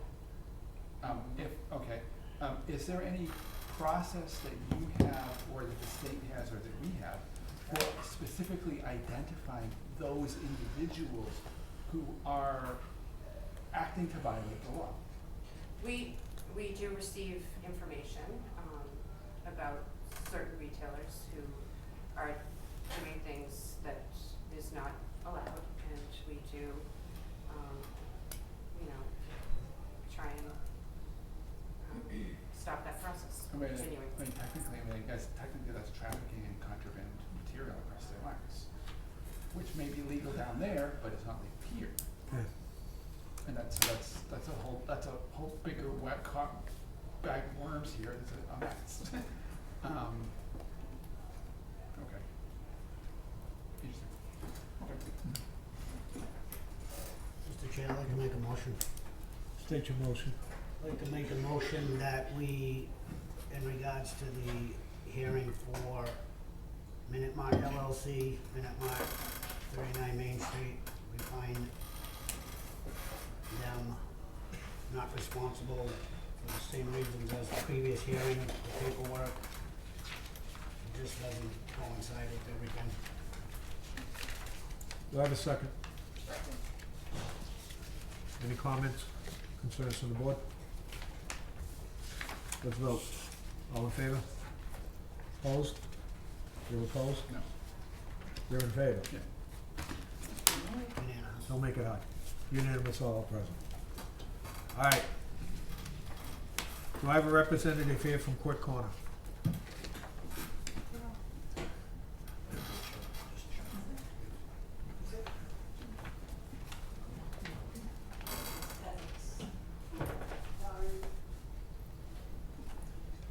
Because if we don't, if there's no appeal, Exactly. Exactly. They don't show up, then they're luck. I would just like to ask, and I'd like to wait till Dan comes in. Yeah. Okay. No? Mr. Chair, So- can I make a motion? Since we don't have the person here for the appeal, that requested the appeal, I'll entertain a motion that we, Make a motion that we find, I can't pronounce the name, but Quick Corner at 67 Central Street responsible for his infraction ticket, whatever it might be, for $1,000 since he requested a hearing and he's not here. Oh, push it. I'll push Patel. Kushbu? Yeah. What is it? That's my motion. okay, do we have a second on? Second. Second. Any other concerns or questions? Could they reappeal, like, if this is a? No, because they have, if I'm not mistaken, by the law, they have 7 days from once they receive to appeal, Yeah. in writing to the board, Okay. okay? Show up. And That's not they did send the letter, Right, they didn't show up at the hearing, yeah, so I guess they're not that concerned. great. So, all, we vote, did we vote? Not yet. All in favor? Any opposed? Seeing none? Unanimous. Okay, I will make a motion to close the public hearings for the tobacco fine appeals. Motion closed. Can I make a quick Second. comment before we do? Considering it's this issue, I would like to see us as a board and the health department do something to contact our legislators to see about changing this law to include the distributors. Because this is getting to be I unfair. was just gonna say that. Yeah, it's starting to get a little bit. Mr. Chair, before we close, Yes? is it possible, before we close, because you're gonna be leaving, I would like to what is the process where we can have the Tobacco Alliance notify the town of Southbridge Board of Health when they're coming in, minimum 72 hours prior to coming into town? We would Is that- contact Dan. It's feasible. So, I will, maybe suggest a week, so that it doesn't, just for time purposes, things change. A week a week notice. as, a week as, 5 Seven. business days, Monday through Friday, 1 week. Well, they can conduct them on a 7-day period though, right? When I do retail education visits, I do them Monday through Friday, usually. I will be contacting Josh so that I can get that, retail Okay. education that you requested. But the something like a inspection- youth inspection, we do compliance checks with youths. Okay. And so a lot of times it's about their availability. And they do, after school, or a lot of times they wanna do it on the weekend. But I'm just asking for a 5-day notice for us when you come into town. Absolutely. I'll Okay, give so you- we can I'll go contact. from 72 hours to 5 days, I have no problem with that. Okay, so, we can just email Dan, or, Yeah, that's fine, Okay. to notify Yeah. you We'll have all. information to that. Thank you. alright. Thank that's I fine. would just- We do that with other towns. Thank you. Okay, So- perfect. Yeah, no, we want And to I work would with you and request- with our retailers, so that's, Thank you, I appreciate that. And I would like to request if, instead of this that tells me nothing, okay. that we could get a copy of the one with the date of when it was delivered and a signature. Because if they're gonna come to us, we have to do due diligence, and there's no way to tell us that they got the letter, when they got the letter. Right. And number two, the 7 days for filing the appeal.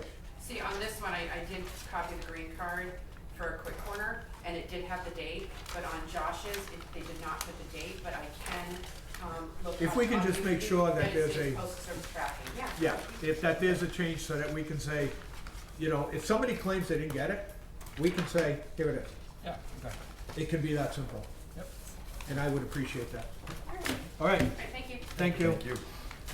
Safe travel. Have a Thank good you. trip. I took a motion, so we're just gonna vote on it. All right, motion to close the tobacco hearing. We got a motion.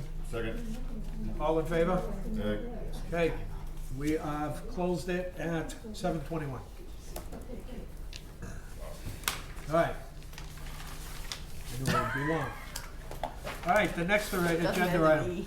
Agenda 5, the presentation from the water department has been postponed until next month.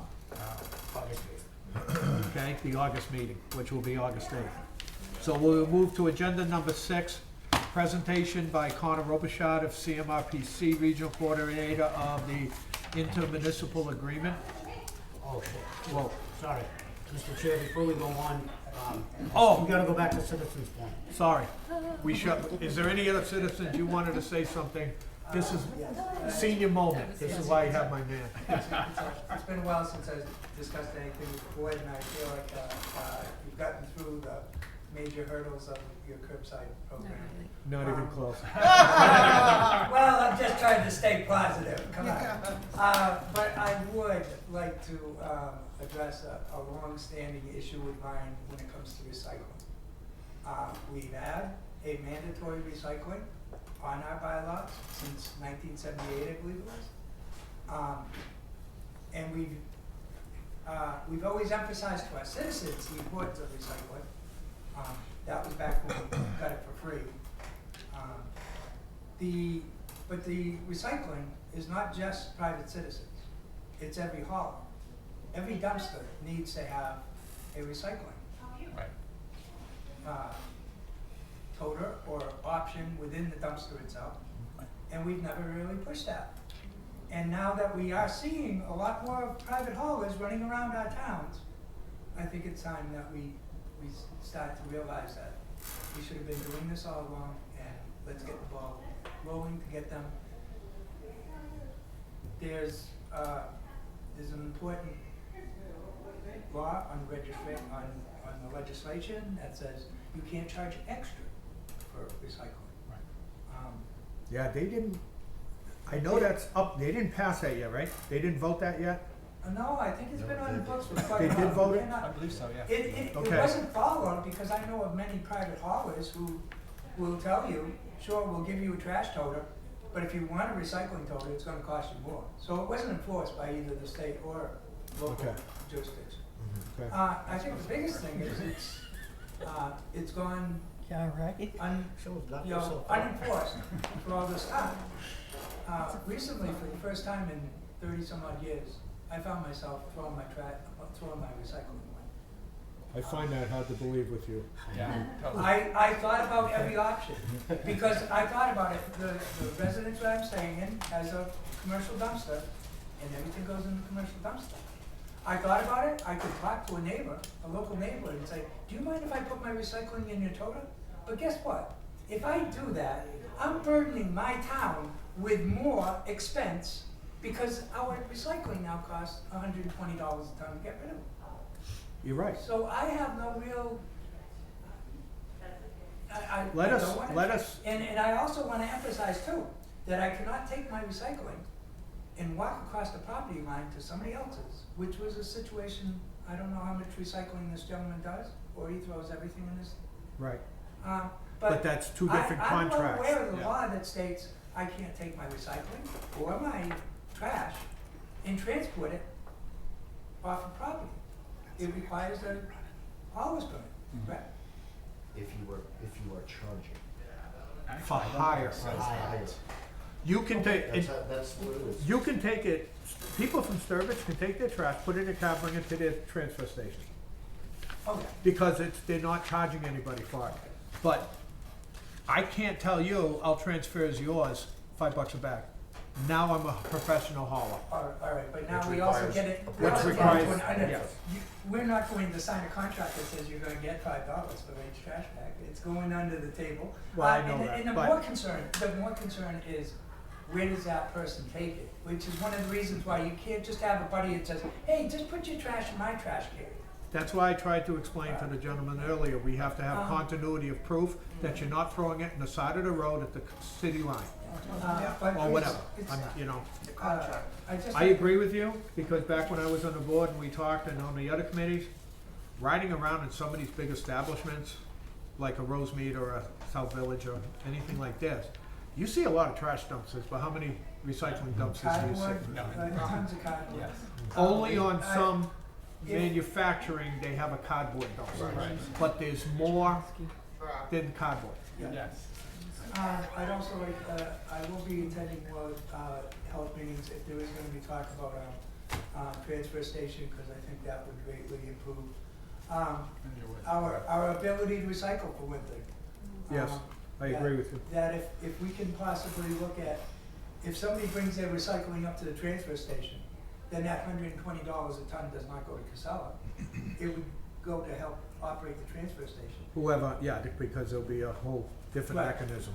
So I would just like to see us start to open the door of getting private haulers to provide recycling. Let us work on something on an education and an FYI pamphlet, whatever the heck it is, to say, hey, this is the rule, you better start tightening your bootstraps and dropping a second dumpster at these facilities and educating your clients, because they are no longer our clients, they're their clients. Right, absolutely. So, okay, thanks, Thank Kevin. you.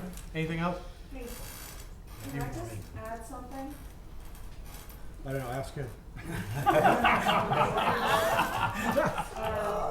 If we are gonna have a transfer station, I would love. That's way off. You're I not said saying if. that. Yeah, it's a, I just wanna add, I would love to have a take it or leave it shed. I've always I agree. wanted that. Agreed. I agree. That's way off because a lot of things have changed, but that has been in a discussion on both Right. trash boards.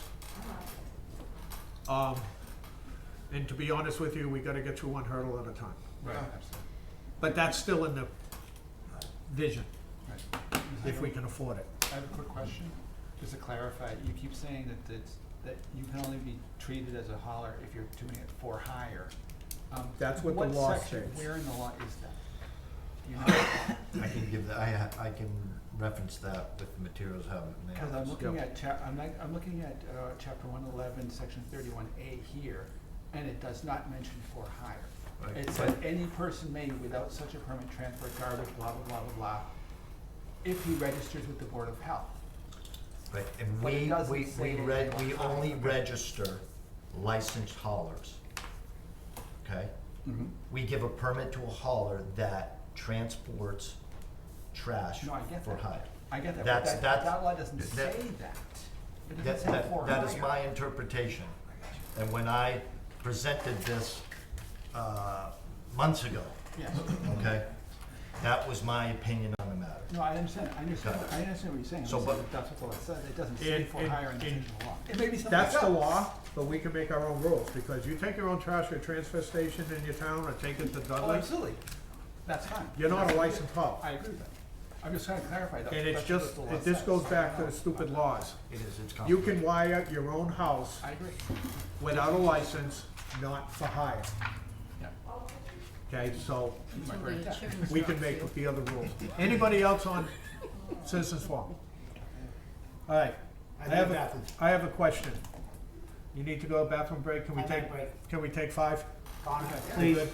I know you've been waiting. Okay. If Been not, pa- he's we'll been take 10. patient. We have a lot of them. We're gonna call the meeting back to order, 7:37. And we will move on to agenda 6, which is the presentation by Connor Robichaud, CMRPC Regional Coordinator of the IMA. Discuss and take any appropriate action on revisiting the intermunicipal agreement for the local public health service.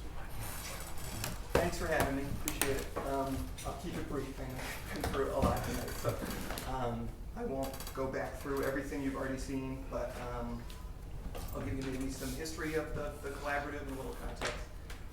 So I'm Connor, I'm the Director of Regional Services at the Central Mass Regional Planning Commission. Pretty broad mission for my, division. We have a small team, 7 people, to try to bolster municipal services, however we can across our 40 towns in South Central Mass. So we've done projects from animal control to accounting to planners, shared planners, all these things.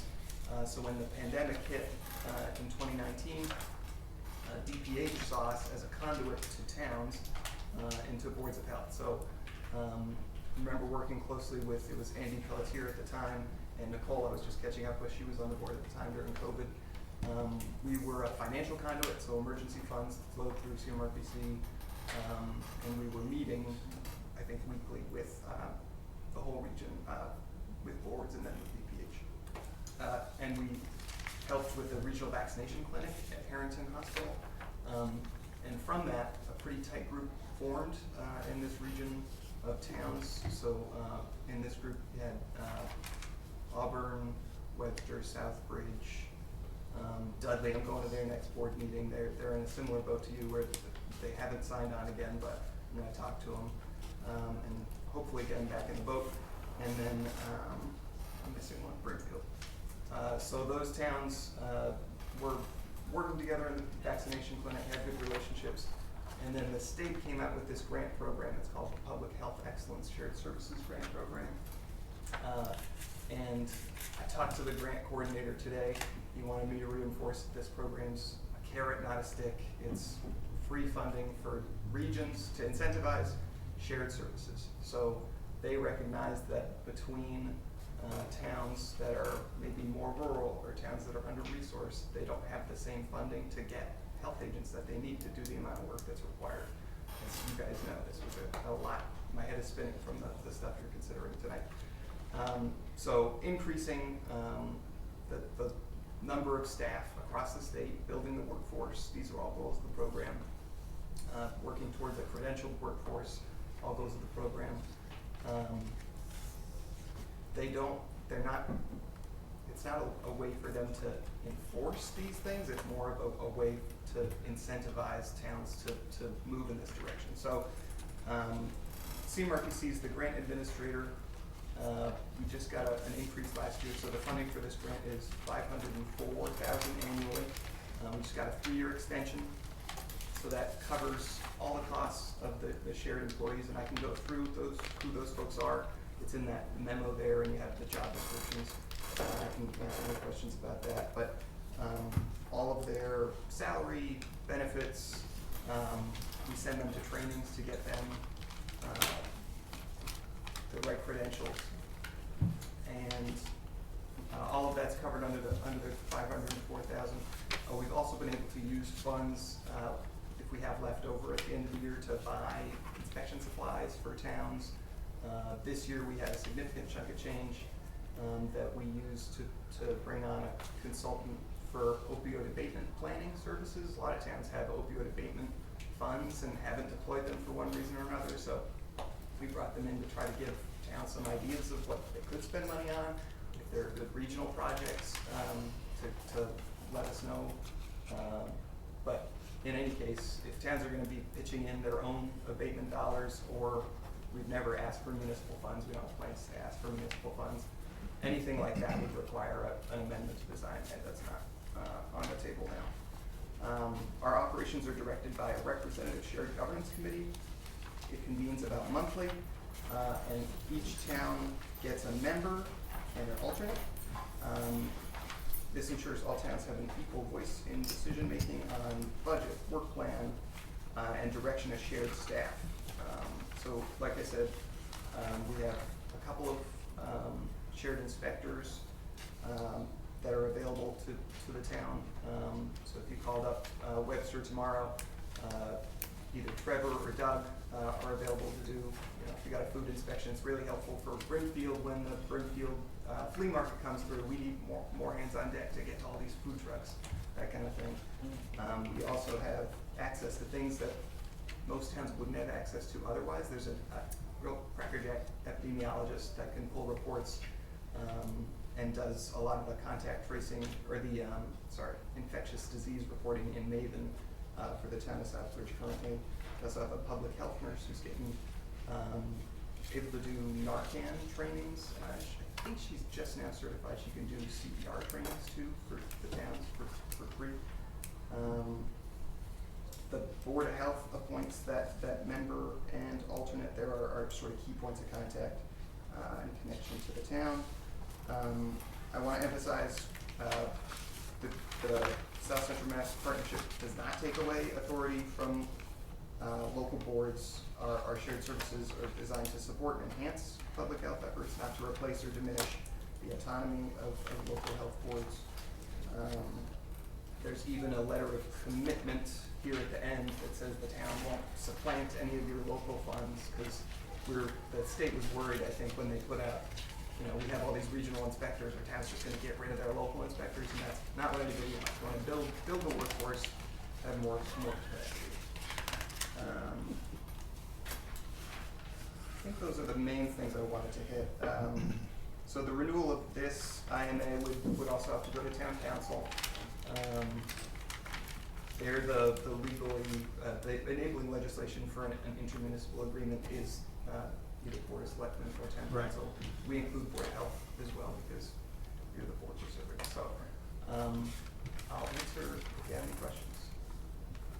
With the chair, sorry. Kevin, stop. Connor, thank you for coming. Of course. Two things, if I may. As far as the IMA, on the memorandum you sent us, and the IMA renewal collaborative engagement, the section in here that says each town has appointed a member and alternate to the shared governance committee for South Central Mass Partnership. Who do we have in Southbridge now, since we're still in this agreement technically? Yeah. I believe until 29? 2 weeks, the 19th I think it's the 29th. 29. Who are our representatives we have now for the town that are in this, The only who one are I our have members? The only one I have a record of, I think Dan is our member. It was actually Nicole was on our board before, and it was Andy before that. But I don't know if that could be on your agenda tonight, if you approve to appoint an alternate as well. So I don't think I have that. Unless, Dan, do you know if there's an alternate as well? No. I don't think so, right? All of us have been on board for less than like. I don't even think that we need a board vote for that. It's just that'll be a procedural thing. My next question would be as far as the what do you call it? The advisory board? Yeah, You said they meet monthly? yeah. Where are the meetings held? We hold them virtually to try to, Okay. we've got, it's mostly like health directors in their offices Okay. and trying to catch people on their way to or from an inspection. We would like to meet in person quarterly to get more of that like face-to-face connection. I think that would be great. It's been tough to get a quorum in those situations, so we've been stuck virtual. It's my goal to get more in person. Makes sense. Thank you, for now. Okay, could you kind of quickly summarize how our town has taken advantage of these Yeah. services in terms of the last cycle, the last year? So I think the biggest things, I had our epi and public health nurse shoot me some of their numbers. So Southbridge had a total of, and you don't have this in your packet, sorry, I just got this today. 2,606 reported cases for, and this is not my area of expertise, so hopefully I do it justice, for infectious disease since 2022. Of those cases, our team has done 1,753, and the remaining, I think you have Cheryl Rowinski as your contracted public health nurse. Love Cheryl. She's done a handful of cases as well, and any of the remaining are flu and COVID, which don't currently require investigation. We send, so there's a monthly report that the EPI sends, recapping infectious disease. They also sent weekly vaccination reports during the pandemic and can do like specialized reports. Like if you're going for a grant on food insecurity, the EPI can look into relevant data and pull that information for you. Her name's Brianna. She's been super responsive and helpful with that sort of thing. And I think as it stands now is sending those monthly reports to Dan, and then the inspection staff though has not really been utilized over the past, I think, year or so. They did, however, I think it was Doug filled in when Andy left as the regional inspector, I think. And then we have our community health coordinator, Eileen. She's doing some community health assessment work for the region, so she's just started that project. So she's meeting with organizations like Luke's House. Yeah, I got that right. St. Luke's Right House, next yeah. door, I bet. And Tri-Valley, and local support. So especially, she's been super helpful for when towns, an inspector goes out and there's a hoarding case or something. That was really a pain point for our inspectors. I mean, it pulls at your heartstrings. This whole situation is so unfortunate. So she's built up resources through Central Mass Housing Authority. I think the Salvation Army has some resources available that she can sort of be a warm point of contact and help your inspectors in situations like that. Did that answer the question? Yeah, what kinds of things do you foresee doing new in the next couple of years? Oh, good question. I mean, I would love for something regional to happen with the opioid abatement funds. If we can find a good regional project or good projects for the towns to implement. I know Auburn specifically has been really antsy to spend their funding, but they've been unsure of what the best path forward would be. So that's why we did some of this planning work, and I should have a draft report within the next couple of days. And again, that's something that we would ask the direction of the boards and your, I think that requires a select board vote on appropriating how to actually use the funds. Again, that's a lot of my wheelhouse, but I would love to see something happen in that arena. You can clarify that, these are Oh. Well, we are part of the Central Mass group, right? Yeah. Steering group, so. Yep. Yeah, we've been working on it. Yeah, the report will include recommendations for Southbridge for sure. And one of my big mission is to improve the workforce. So at CMRPC, separately from this, we house what's called the Central Mass Public Health Training Hub. So we have a seasoned inspector that can help any inspector that doesn't have either credentialing or experience in a certain area. Like, so if a town hires a new a new inspector that has no experience, no certification, she can go out with them and look at food establishments, give you some pointers on what to look for, go out on septic and tell them what to smell for, and in that way build the workforce over time, because the pipeline into public health, and I'm sure Dan could attest to this, there isn't a great way into it. We need to remove those barriers to make sure we get more staff. So that's a focal point for me.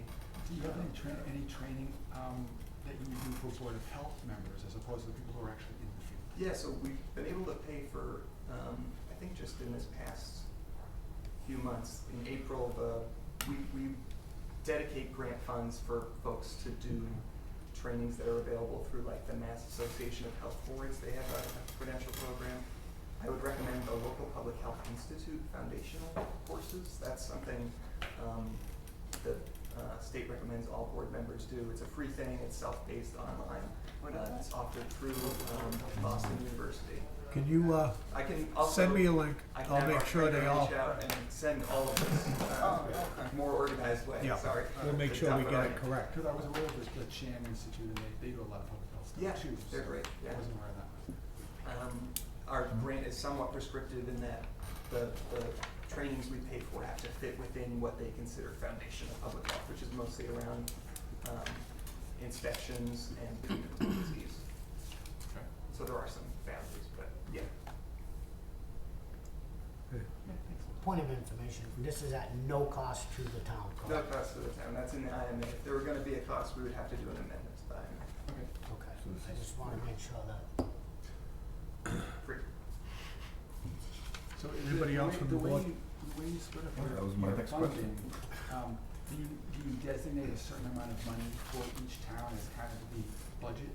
We have, So to speak. the host town of Webster is the employer of shared staff. Okay. So they submit to me a reimbursement, so they pay for all the shared staff. So we have a budget that lays out, and it's almost all salary. It's as much as for the inspectors, as much as for the community health coordinator, this much for the public health nurse, this much for the FE. And then to access the services, you just need to reach out to the host town, and they'll deploy them. And we try to make that as even as possible among the towns. That was a point of contention with Dudley, actually. When they were down inspector, they wanted more of our time than we could provide, and I think that was a tough thing. We want to step in for those emergencies, and there is flexibility, but it can only stretch so far. That makes sense. I'm good. That's great. You know, I'd like to make a motion, let's finish this.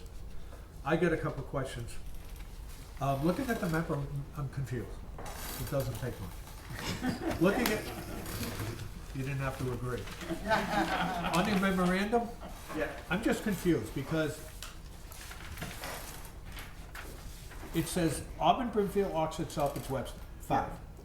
Now, under the epidemiologist, Oh, it's a it separate. leaves out Yeah. a couple. Why? So And there's- how does that play? And I think we had the same thing on the public health nurse. I should have been more clear about this. We've been able to layer on another grant for it covers the public health nurse and epidemiologist, and Southbridge is one of those towns that's part of that second grant. Auburn and Brimfield are part of it's unnecessarily confusing, but they're in with Charlton. We were kind of Okay. able to work the grant so that we got more staff for. It's like the FEMA branches. You might be in this one, but Kind you're of. in that region here and there. I kind of because it's confusing unnecessarily, but we were able to get more staff for the same amount. This grant program is predominantly for services.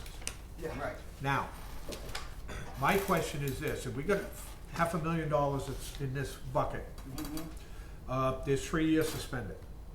Yeah. Now, what else can it be spent on? That's Now, if we're lucky enough in the town of Southbridge, we've got 2 inspectors, we've got a nurse, okay? And let's hope we don't have any breakouts, pray to God, that we don't need any assistance. Yeah. Can we get other things? So Is there's- there, for example, like, in the past, I think we had, and I don't know if you can correct me or not, I think the board paid for the chair and the vice chair, but we discussed the whole board, members of the Mass Board of Health Association, because I took some classes that they offered. Yeah. And it was our choice what was pertinent that we thought to our community, Yeah. and it was free. Yeah. Does this grant pay for that? It Or can. could this grant pay for that? Or is there a process that we can't start at the beginning of the grant period? Is, That's more or less it. I mean, we have a certain line item set aside for training. We try to prioritize that for Okay. shared staff. We can up that, if that's a priority for your board. It has to get approved by this advisory board, the shared governance committee, any expense. And it has to be something that's sort of within the allowable categories that are set by the grantor. The one you're describing, I think would, and that's the one we sent some folks to, in April. Mass Association of Health Boards has a certification program, yeah. And other things we've paid for in the past, they sort of loosen the purse strings toward the end of the fiscal year, in terms of allowable uses, because they wanna see the money get spent, obviously. Their priority, the state priority is to have us spend it on shared staff, build the workforce. But when we do have leftover funds in the past, we've bought COVID tests for towns. I'm sure you saw those boxes of COVID tests around. They have not allowed that this year. That's why we pivoted to the opioid planning project. Other things, there's inspection software available to the towns. You go out with an iPad it's available for food and housing.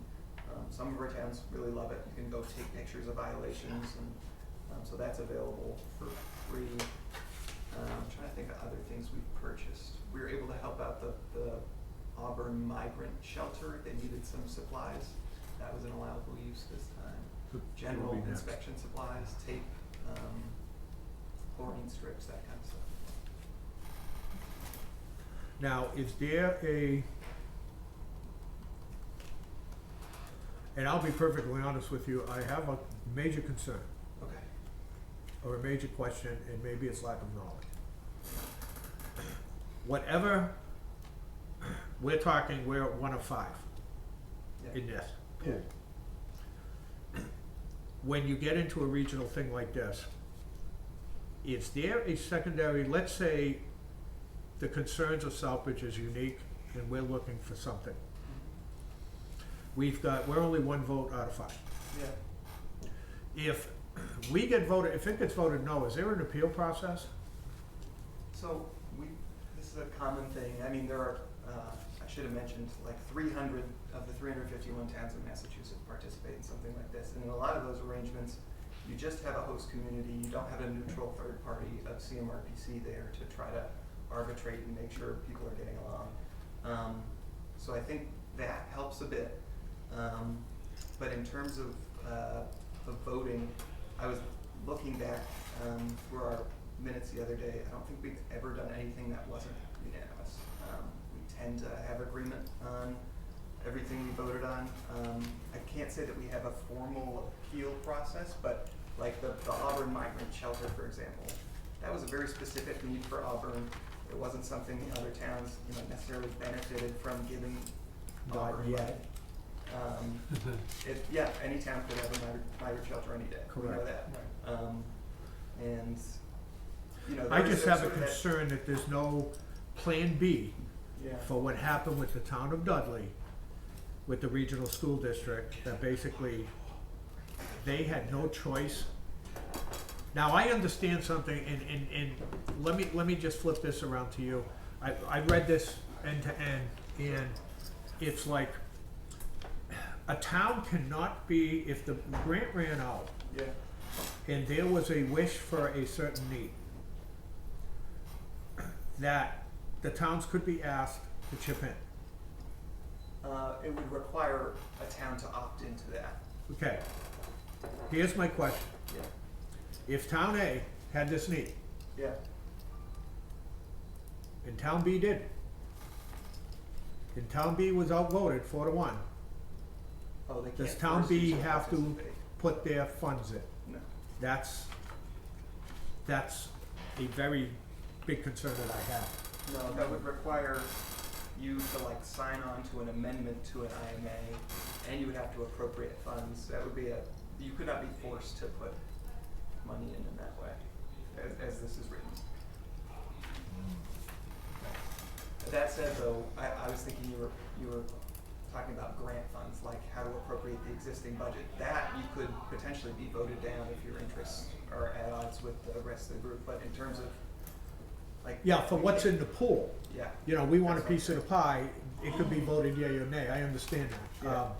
Because the other thing, I've done other grants, yeah, and a lot of these other grants, like, you know, emergency preparedness grants and stuff like this, they came out with a menu.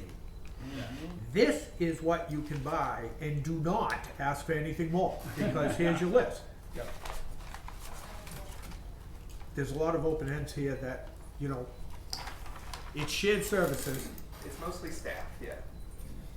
and I didn't know what else is there, or we wait to see what's left and then get an appropriation, because we had a lot of, you know, we have different needs.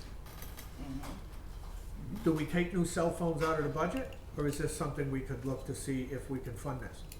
Because we're looking to get wireless trail cams to put up where there's illegal dumping, to go to these cell phones, Yeah. okay? So we can catch the people and make a mockery out of it. Are these some things that we could get out of the grant and save the budget for a new trust, or something that we need? So I can send you the list of, DPH similarly has a list of allowable uses. It's more broad than the emergency preparedness list, but, I can send what they will allow. if that's helpful. And that still has to be approved by the And it still has to be the five-member, the five voters advisory board. Sure. But you can't ask if you don't know. Right. Yeah. I wish I had that too. Okay. Anything else from the board? Mr. Director, what do you got? Thank you, Chair. I think, when you really lift the hood here, I think it exposes the fact that our participation would take away autonomy of the board of health. It absolutely does. This is, these actions really reaffirm my opinion that this center is solely around money, control, and financial state support for this endeavor. I think participation is very subjective.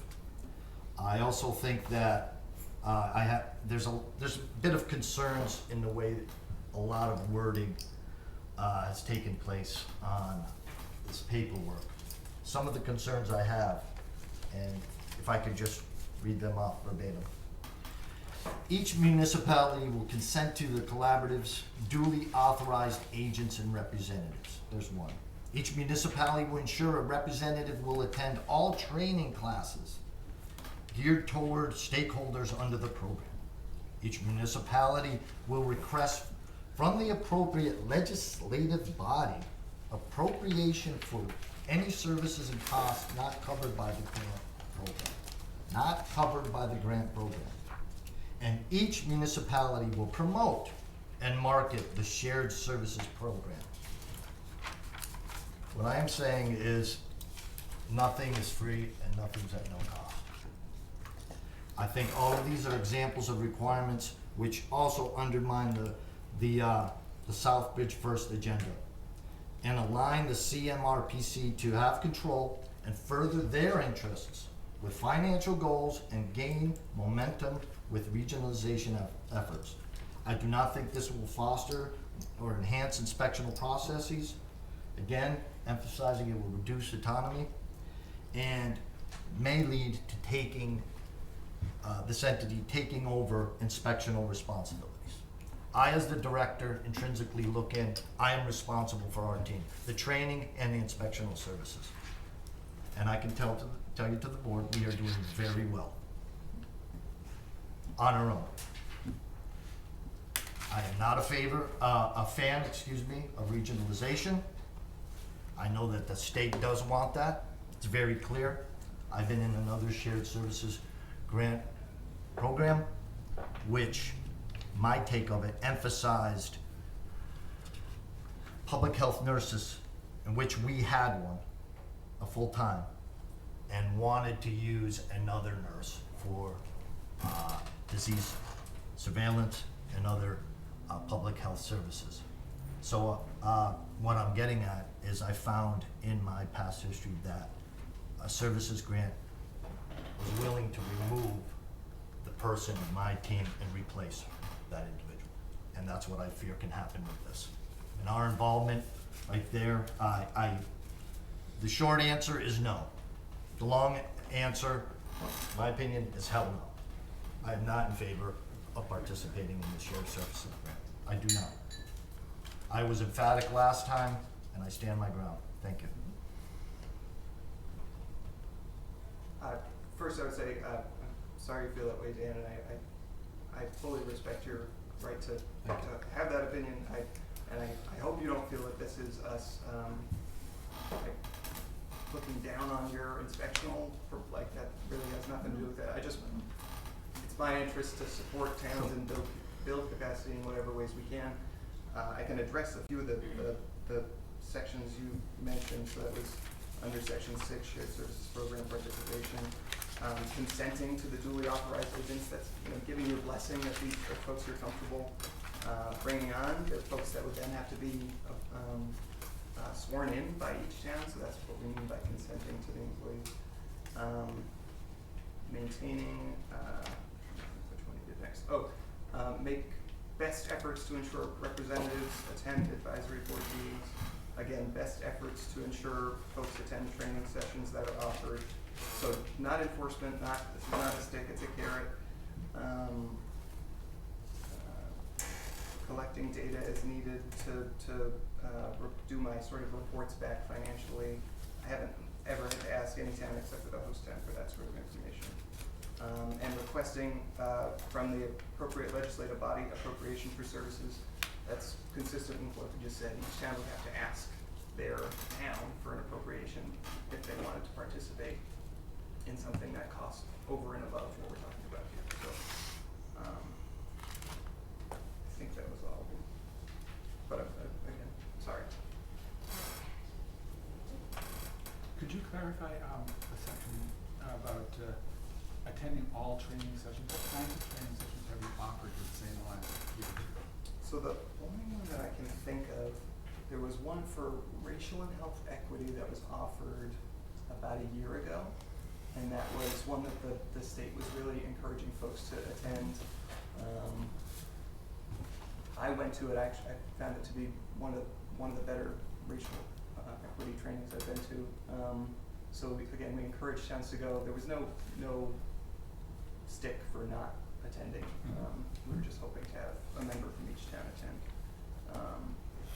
Other trainings that have been available, like I know I was just on a meeting yesterday with DPH that they were talking about the tobacco control law, which is why I was interested to hear how one actually plays out. So they were going into a little more detail about how the law was written. I wonder if there's a recording or notes from that. Because what you all were saying was making a lot of sense to me about the distributor versus the local. Anyway,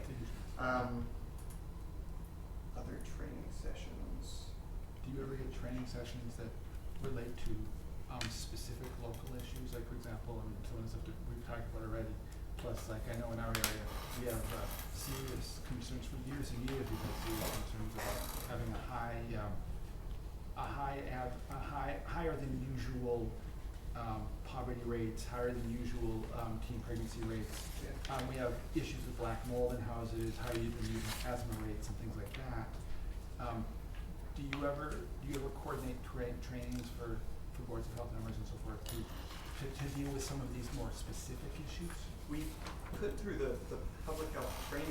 We did one on housing last month. We brought in the guy that actually wrote the housing code. Paul Halfman came in and presented. I mean, it was geared towards inspectors, but boards of health would be more than welcome to join. By coincidence, we're in the middle of a housing plan. We're doing a housing plan now in town. We're not doing it technically. You mean the housing production? Yes. Plan? We're doing another plan. Yeah. I'm on that board, so. Yeah. So I guess short answer, I think yes, we can. If you have specific questions too, that's how we got the housing. that's how we got to the housing training, is folks were reaching out, on housing issues as kind of a theme, so, we brought him in. I think if there's something similar in black mold or lead, I know lead is big in, Right.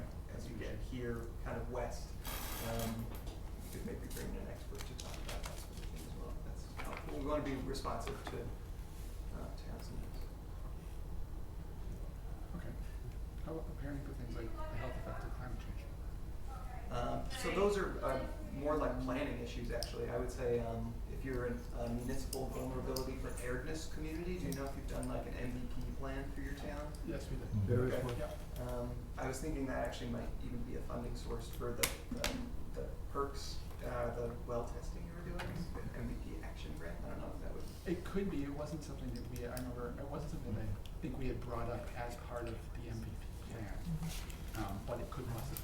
These are more CMRPC things than they are this collaborative, but I'm happy to be a resource for anything like that. I'd like, Dan just triggered a few things for me. Must be the age bracket. These are shared services. I wanna get this from you. These are shared services if requested. Yeah. So if this, I never get it right. The advisory board cannot vote if Dan is our sworn paid health agent, health director. Needs something, he can ask. Yeah. But if he doesn't need anything, it's nobody else's business to take a vote to say, we are going to send additional people to all our towns to do A, B, or C. No. Well, in the sense that like, we want our epidemiologists to compile a regional report of data for infectious disease. And But that's- if Southbridge asked us not to do it, we wouldn't do it, but we would never send someone to your town without your. But I mean, say, that's data collection. Yeah. Yeah.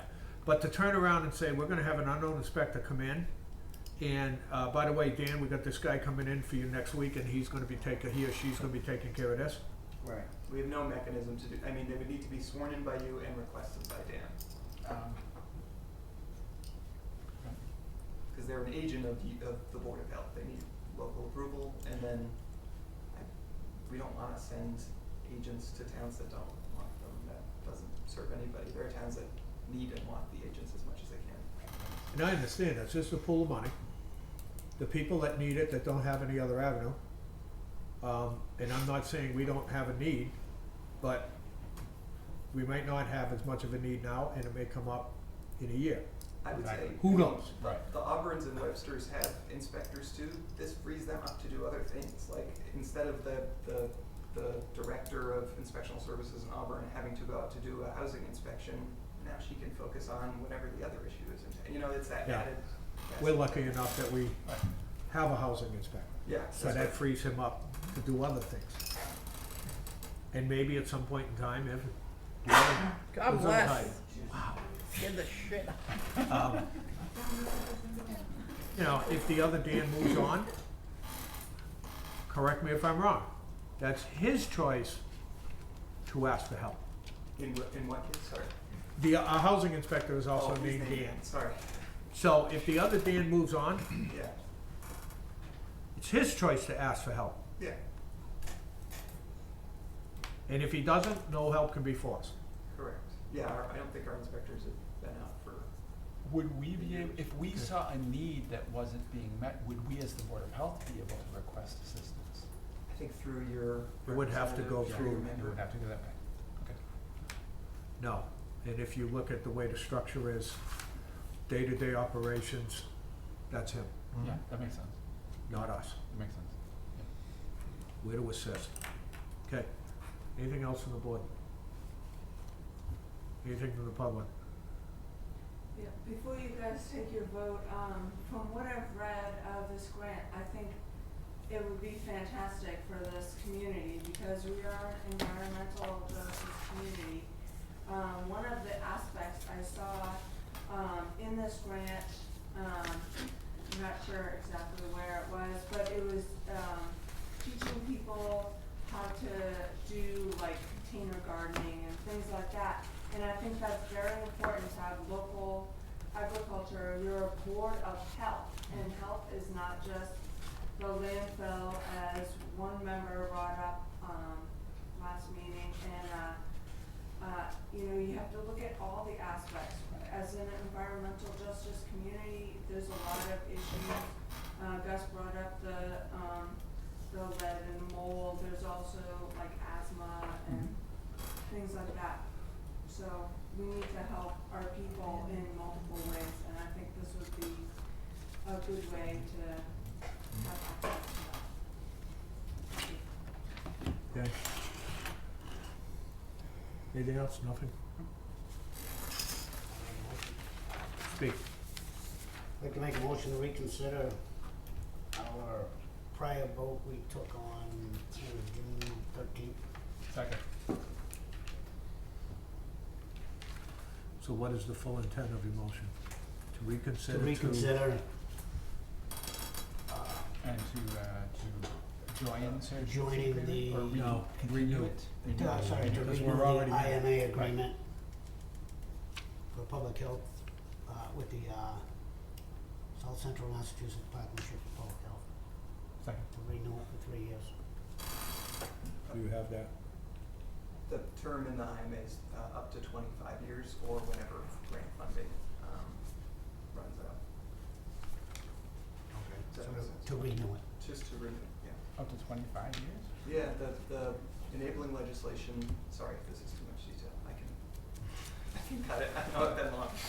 The enabling legislation, and the lawyers at the Mass Association of Health Boards recommend doing a long term for these sort of things, so there isn't constantly the threat of the agreement going away and the service being turned off. So, we put in for that 25-year term.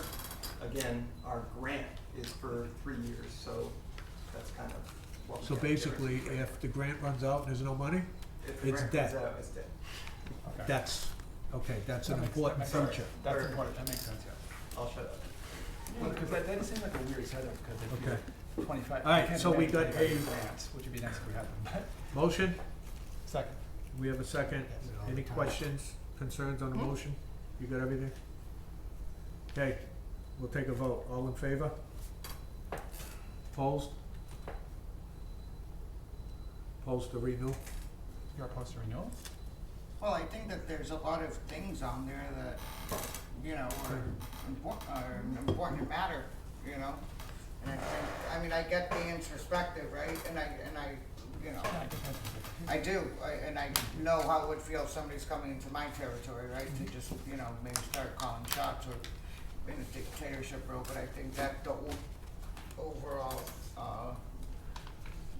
you know, some of the features on here actually would be very, very beneficial actually to, you know, to the citizens of the town. Yeah, So you wanna vote yes? I wanna vote yes. All right, so it's unanimous. Oh, sorry. sorry. And that's why, to be honest with you, I commend, so it passes, that we'll be sending that to you. Yeah, so. Is there something that we have to sign tonight?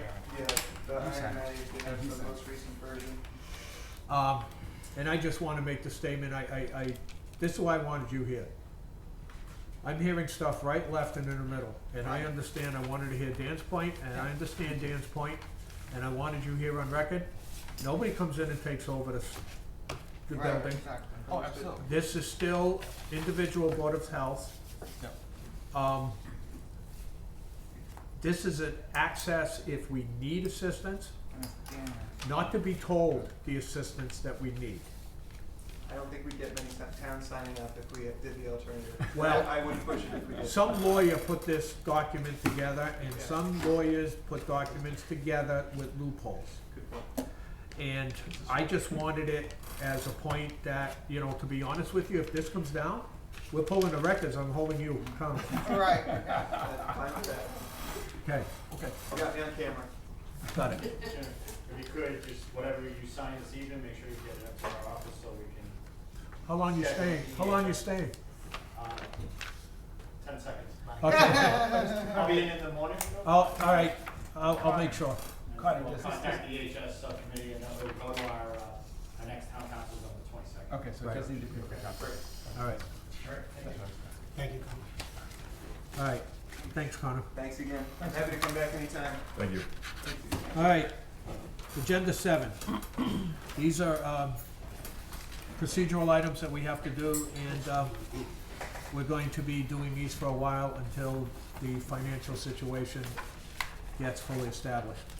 7A, vote to accept and sign an FY 2024 fourth quarter trash bill commitment in the amount of $460. So moved. Second.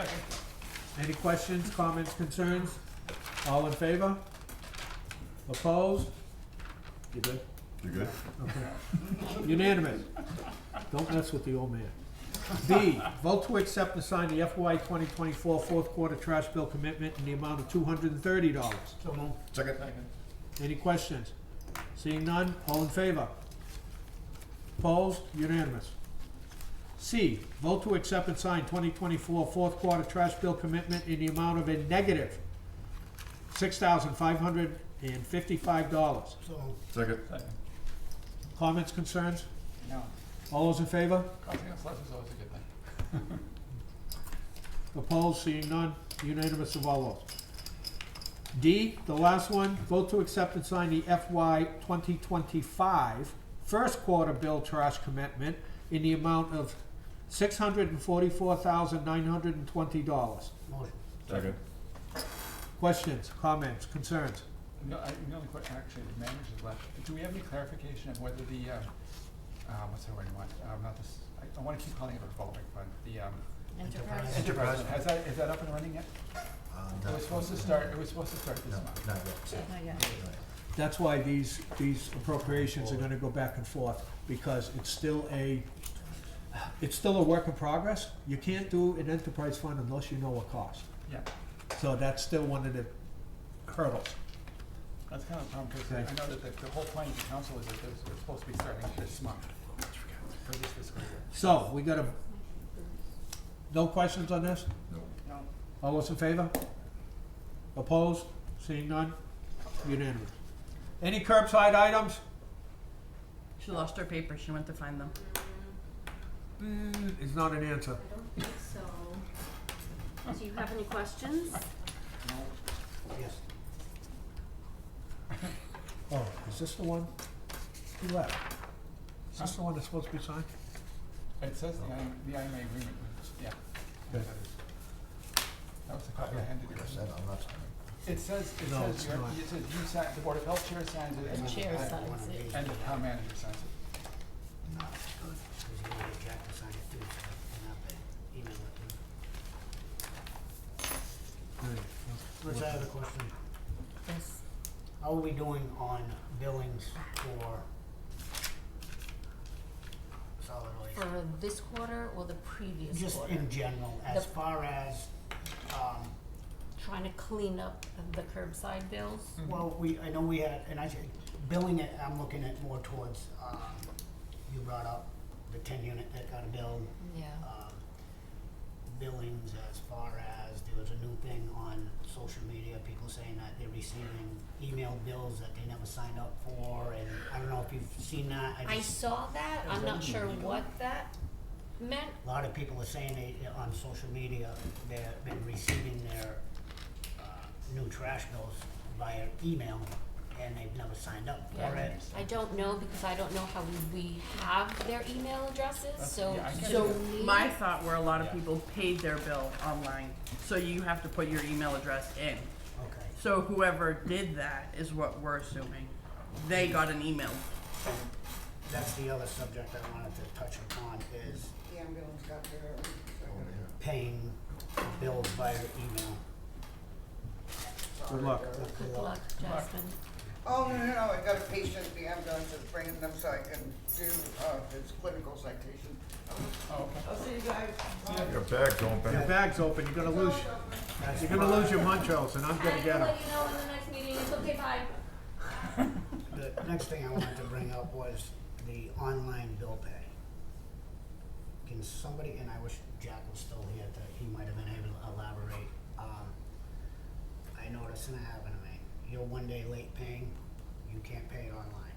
The other thing is, why, and you might not even be able to answer it, why is the town using a third party and you gotta pay an extra $10? Why I can't stand that. Why can't the town, I mean, I we agree. pay people in the town hall Right. to do that. Is that a Board of Health thing? Is that a town thing? Is that? I believe it's a town thing with the finance Yeah, I would director. think so, yeah. That'd be my Because best I guess. think that's just, in my opinion, I mean, that's an. I agree, we asinine. shouldn't, we charge people enough, they shouldn't be have to charge Do we extra. know if That's there's ridiculous. anything in the pipeline that they're looking into correct this?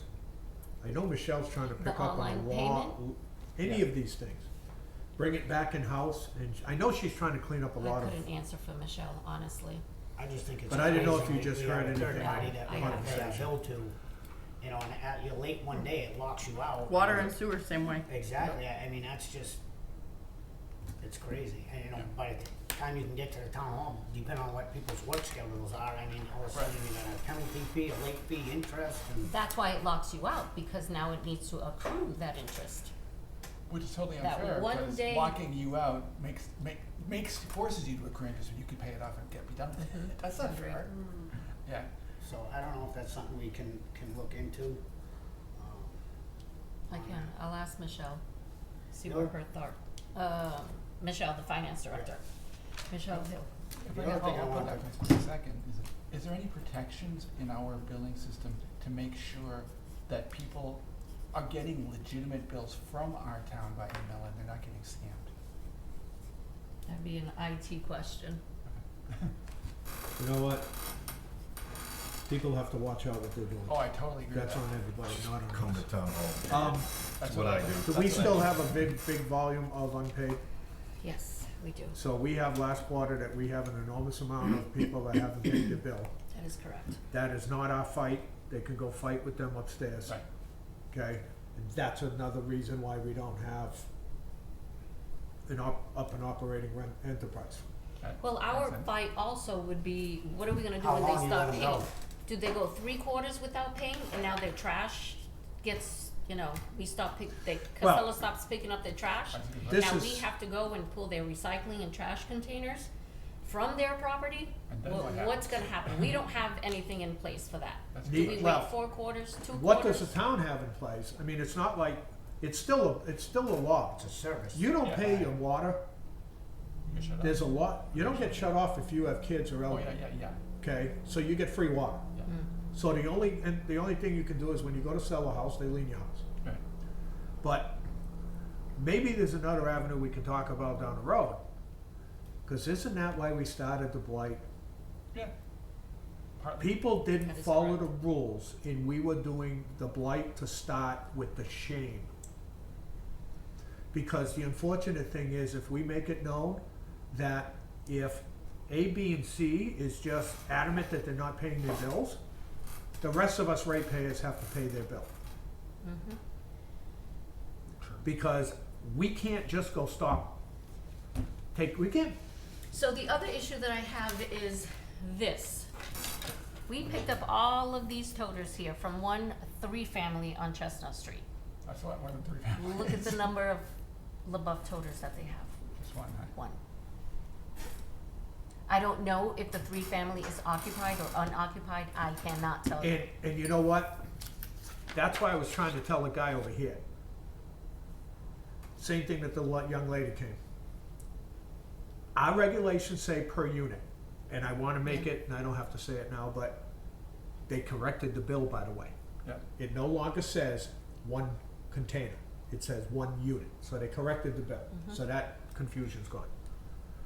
These people that were saying I only have one bag, and it's a 2-family, my tenant only has one bag. If you're gonna be using our service, you get 2 containers and you gotta pay for them. If you're gonna opt out, then opt out, give us a contract and make a deal with somebody else. But I don't care what the deal that you make, and that might be one of these things. Now, if we see trash overflowing, that landlord's gonna get whacked. That's true. But we don't know. That's one of the avenues because we put the vacant apartment On hold. on hold. Which will end up to be another nightmare because there's no other avenue for us but to make them pay a tote per unit. So it could be something like that, we don't know. But personally, I'm gonna speak for the board, I don't really care as long as the trash is not on the ground and it's properly contained. 3 units, they also have 1 bag a week, have a nice day. Cause I don't think there's anything else we can do. Are we seeing any, over the past couple of months, have we seen any increase or changes in illegal dumping? I think it's a personally, There I would was, say- there was a huge illegal dumping issue over at the airport and Alpine Drive. That's right. Huge. Recently? Over 30, oh yes. We're talking about furniture and bags and cribs and just everything. Wow. On Alpine Drive? At the airport, and Alpine Drive was a shitload of tarps and bags and just At the Connecticut random border, right? stuff. Yeah, That yeah. area. You find out who Yeah, did that's it? posted. Okay. No, it was all furniture. We did find out who illegally dumped over at the airport. The PD issued a citation and criminal charges. Were they Good enough. Southbridge residents? Southbridge residents. Okay, sure. And it was in the Southbridge News. It was? See it, Oh, it you was? gotta show me that. Oh, man, I didn't get that paper. Name and everything? You gotta show it to me. Oh, you gotta Yeah. show it to me. I don't know if there's a name. It might just say his age. And that was another reason on, you know, when we talked about the cameras. Cameras. Yeah. If somebody doesn't see them, maybe the camera will see them. Yeah. Right. And we're always gonna have the pigs. What we do have still, and I don't think there's a damn thing we can do about it, nor do we care, is people using municipal dumpsters. True. I went and got my locks cut the other day, and I watched a guy stop at the RMV and pull 3 bags out of their car and go dump them in the dumpster. Hmm. And it's happened right out here. as well. Absolutely.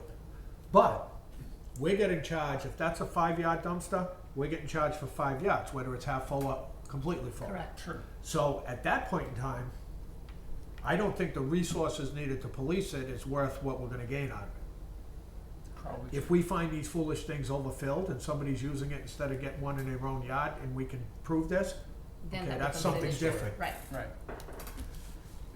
Actually, if I could follow up with that, actually, I know Mike McKetty was raising concerns about the Central Street dumpsters, which I don't think are ours. No, they're About not. them overflowing and still being an issue. He mentioned it at the council meeting. Which dumpsters? The one at the RMV? But the No. ones in the Central Street parking lot. Oh, those are ours. He huh? mentioned the 2 of them in the Central Street parking Yeah. lot, which I believe they are for local businesses, not public dumpsters. And he had mentioned that his criteria was they're taking up, not the trash cans, but these were dumpsters, they're taking up 2 parking spots, He was mentioned his that too, concern. but he also mentioned they were. And he overflowing, also stated so- that there's trash around it, just like the trash on the corner of Hamilton and Main, it's always put around that dumpster. Right, That ends up to be the owner's responsibility. right. So can we go after the owner? Who is the owner? Do we know? It's the owner of the budding property. That dumpster on Hamilton and Main has been a problem For for a long time. long time, Yeah. okay? And the people don't learn. Right. Oh, speaking of that, Is that, I also saw somebody just dumped a half-open bag of clothing on the street a couple of days ago. Do you remember where that was, Maureen? We were walking down. It's, on, the street where, Was it on Central Street? Or no. Goddard Street? Yes, Goddard Street, Goddard. yes. Thank DPW you. picked that up. It is. Okay. People are pigs. You know what I saw? The water tower, Dennison Hill, took a friggin' seat out of a van with the armrest and everything. The thing looks like it's in damn good shape. And they put it on the grass right in front of the fence at the water tower. There's a lot of that kind of stupidity. Yeah. And my problem is with that, well, we can discuss this with the new councilor Kelly, because it's right across the street from his. Check your cameras. But people are gonna do this, and we just have to work around it to see if we can catch them. Is that it for curbside? I think so. White, anything new?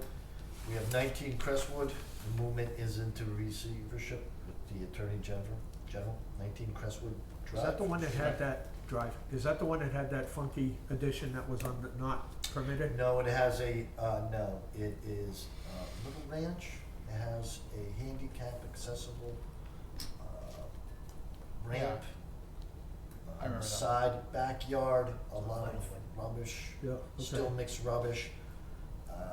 Did they Deterioration of the siding, the windows, with the roof. Did they ever seal that building? Cause I remember that was open last time we visited. They did with still gaps that people can't get in, but Yeah. certainly attractive for vermin Critters. and other pests, a lot of entry points. Yeah. So you can imagine what's inside, but, fact remains, USDA, lien holder on that. Is it? Okay. The Attorney General's will move in appropriate action, or movement, or direction, I should say, excuse me, with, instituting receivership. So we are with that.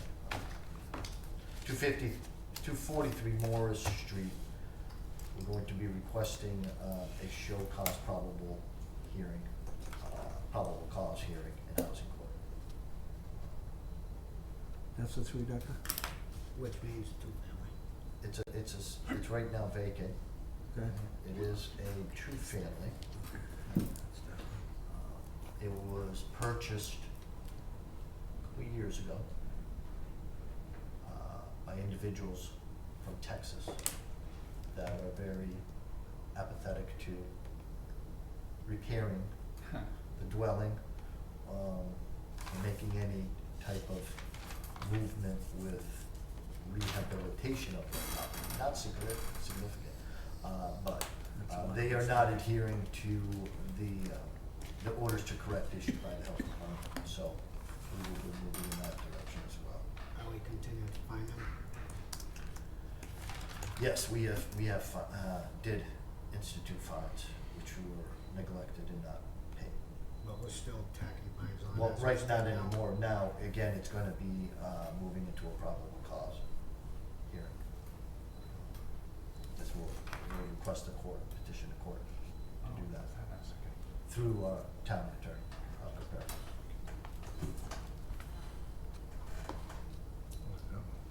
That's what I have for Blake.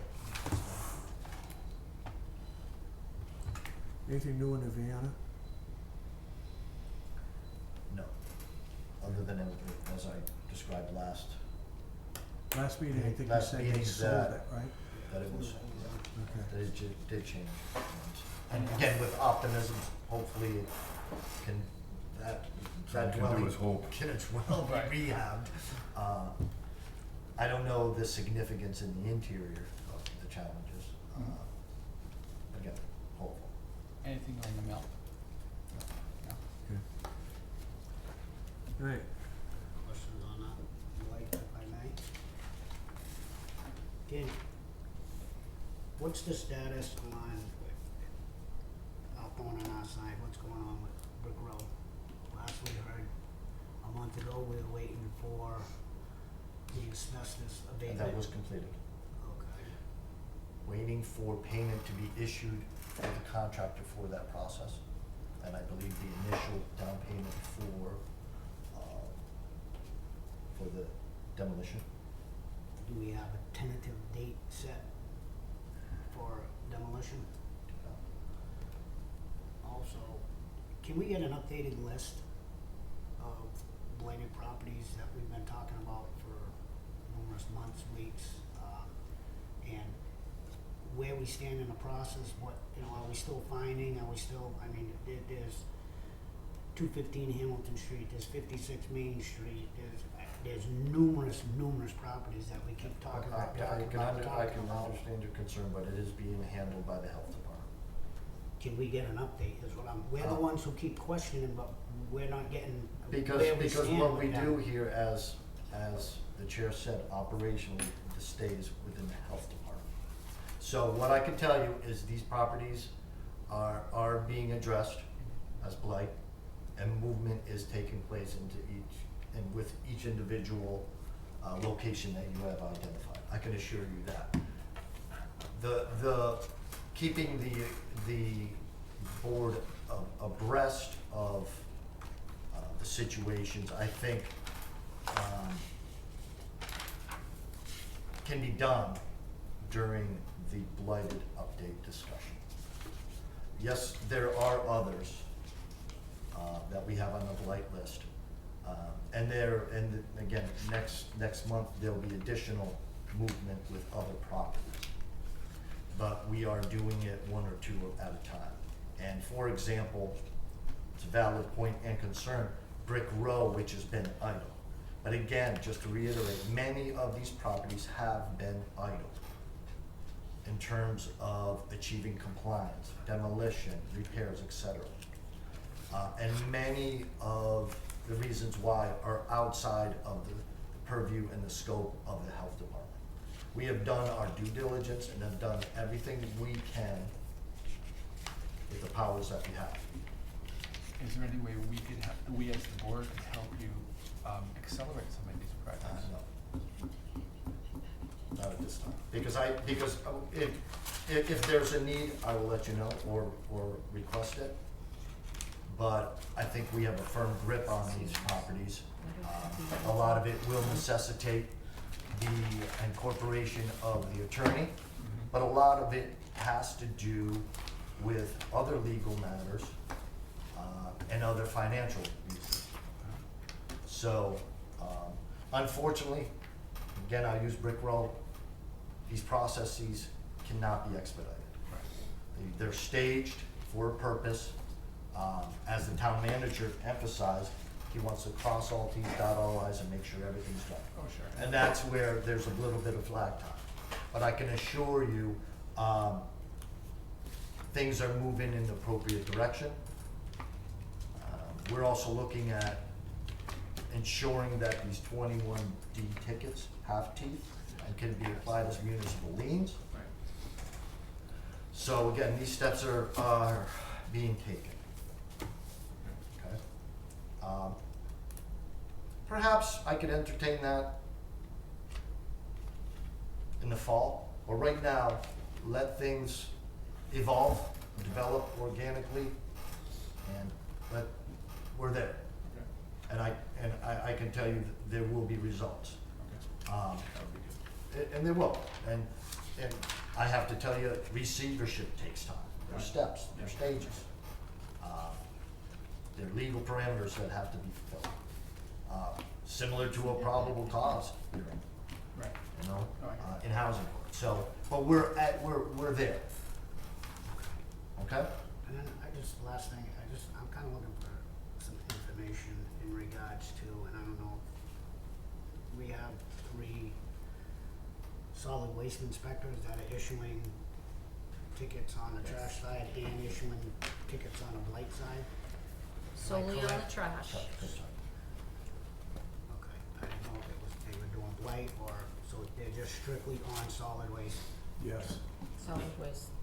The Try to blight, differentiate that so everybody has their own responsibility, because there's enough. any other issue? That's why I wanted that point of information. Yes. Yes. But It's a separate might I line. add too, to my point about the 21D tickets, I received a list of unpaid ones with the cumulative amount of unpaid tickets ranging close to $7,000 that were neglected, that were not appealed. So they're, Were those the ones that were stupidly returned because nobody signed for them? Or were those the ones It that could be, were, well, or both? Or both, it could be both. They were just, It's a number of things, you they know. were just ignored, for the most part? Without even attempting an appeal, again, that apathetic side of Yeah. the violator, just to, no teeth. Yes. Do we see Um, any pattern to the ones who are completely blowing off these tickets? Are they going to like multiple tickets to the same individuals, the same companies? Yeah, for example, we can use the, company, I would say so. I mean, 243 Morris Street, it's a blighted property, Yeah. and was it The a week or mattress. 2 weeks? The The mattress, mattress just every thrown day, I out saw right, it every day. right? So, another issue. But some of these things that you were saying from her people, see the mattress, Yeah. like the pigs, by the way, on West Street. They took it off the pole, by the way. They laid That it was on the leaning ground. on the grass. Yeah, sitting on the ground. Blight and their charge is 2 different things, but they do intermingle. Oh, yeah, sure. So you might catch them with the mattresses, and that brings attention to other issues. Right. But the issues compound themselves. Correct. You're having a vacant, blighted property, which looks very attractive to dump items Right. illegally. Yep. If I can follow up with that, do we And have then it a moves list to of Mike's vacant suggestion. Yeah, properties yeah. that are not yet blighted?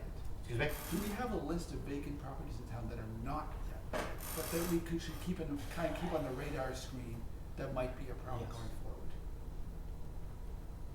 I've asked Kayla, and Kayla has a list of There vacant is. properties They in do. town, but it's up to the homeowner to call and say it's, report that it's Yeah, vacant. that's reportable. So Right. that's subjective Reportable. too, if you want Exactly. to, Big time. you know. As long as they're being maintained, I'm not too concerned, but I think, you know, it's a good idea to have them on the radar screen, just in case they start going down. So, You know what, it's, that type of stuff to do a preemptive attack takes manpower, which is sure. ours. absolutely. But the trash inspectors do the routes Right. every week. So I will tell you, especially one of them, when there's a change, it is noted, That's good. There's houses though that people are living in that, a pigsty, yeah. Oh, sure. and they're noted. Did you go in my house again? Okay, Thank you. Some of those any houses other usually announcements approach from the director? mental health care. In addition, I would like to make an announcement pertaining to Perfect. arboviruses. Eastern equine encephalitis, triple E, has been detected in Plymouth County this time of year. Presence of the virus in mosquito samples. So I want to bring that to everyone's attention and ask everyone, maybe listening, to take precautions. Dusk, dusk and dawn, Where did peak you get that hours, from? repellents, clothing, and reduce activity.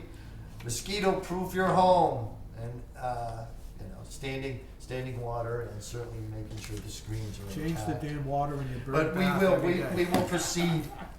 It's the time of year. It's Yep. very normal to be proactive with information and do outreach to the public as we see fit. Hate to say it, hopefully, triple E West Nile virus, stay away. But the state has an active monitoring program, and I will let the board know if we do get to a situation where there's high levels of activity and concern.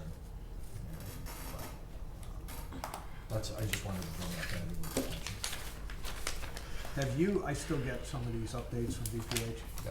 This, Have you noticed, because I'm sure you get more, the worse of a trend due to this abnormally heated environment we're living? And the other issue that I heard was out there, and I think I mentioned at the last meeting, we didn't lose our ticks this winter because we didn't have a hot freeze. But I Yes, haven't yes. heard or seen anything with the rise of ticks. I saw the mosquito. You are correct. There's a lot of theory on that, attributed to the environment right now. Certainly the temperatures, moisture, humidity, couple of that. But what remains is, I haven't seen the incidence of triple E or West Nile virus explode. It's occurring at a normal rate. Okay. Right? Perfect. Which is on the positive. Right. But, again, hypothetically speaking, this can change Be very prepared. quick. As we don't see a lot of, and there's pockets, a lot of tick activity, but some do for a number of factors. What I can also add, we are initiating the spray program for the fields. We're gonna be doing our second application, or Dave's Pest Control for the health department, doing that pesticide Okay. application to be applied. They will do it 3 times. The second one is scheduled for next week, dependent on conditions.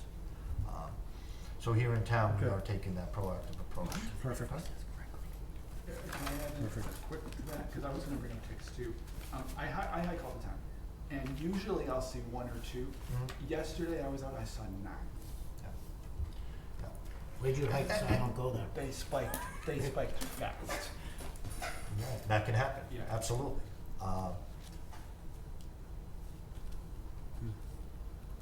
You good? I'm good. Solid waste agent? Anything? Just a quick announcement, Callie, who's been with us since the beginning of the program, she has been hired to work full-time in the collector's office. There is a part-time position available, 15 hours a week, so if anyone knows anyone who's interested in working the curbside, send them my way, except for Roland. The application can be found on the town's website. So anytime you go by the collector's office, feel free to harass her for leaving. Okay. And Board of Health announcements. I'll start with the Vice Chair. Anything? I just wanna say, with tonight's packet, thank you, Patty. It was a lot of work, I'm sure. That's it? That's it. Especially every time the agenda changed. Don't blame me. Don't blame me, I am good. You're good? Shocking, huh? man of many words. I brought up what I was just gonna say with this. Okay. The only thing I'm sure, and if not, you and Mike have your eyes on 25 River? 25 River, multifamily. It's the second house going west, going down towards Pleasant Street from Cross Street. Yes, okay. There's a whole section of that second floor decking that is gone. I will speak with Mike. And there is also trash on the ground. But I know it's occupied, the second floor. Somebody had called me about it and questioned it, so I took a ride by and they got the fans in the windows. So the big thing is, if that's a second means of egress, what is the? There is no decking. There is no floor joist. There is no decking. There is no nothing on Lovely. like half the porch. I will speak with Mike. For the Okay.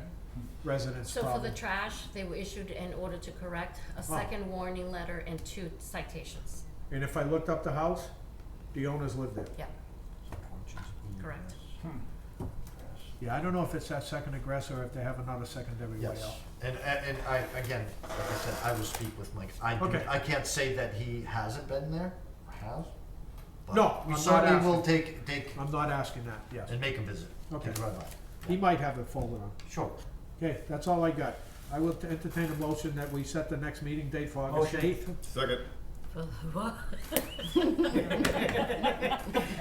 okay? For the what? Next meeting date. Well, August what? 8th. Thank you. You gotta go to bed.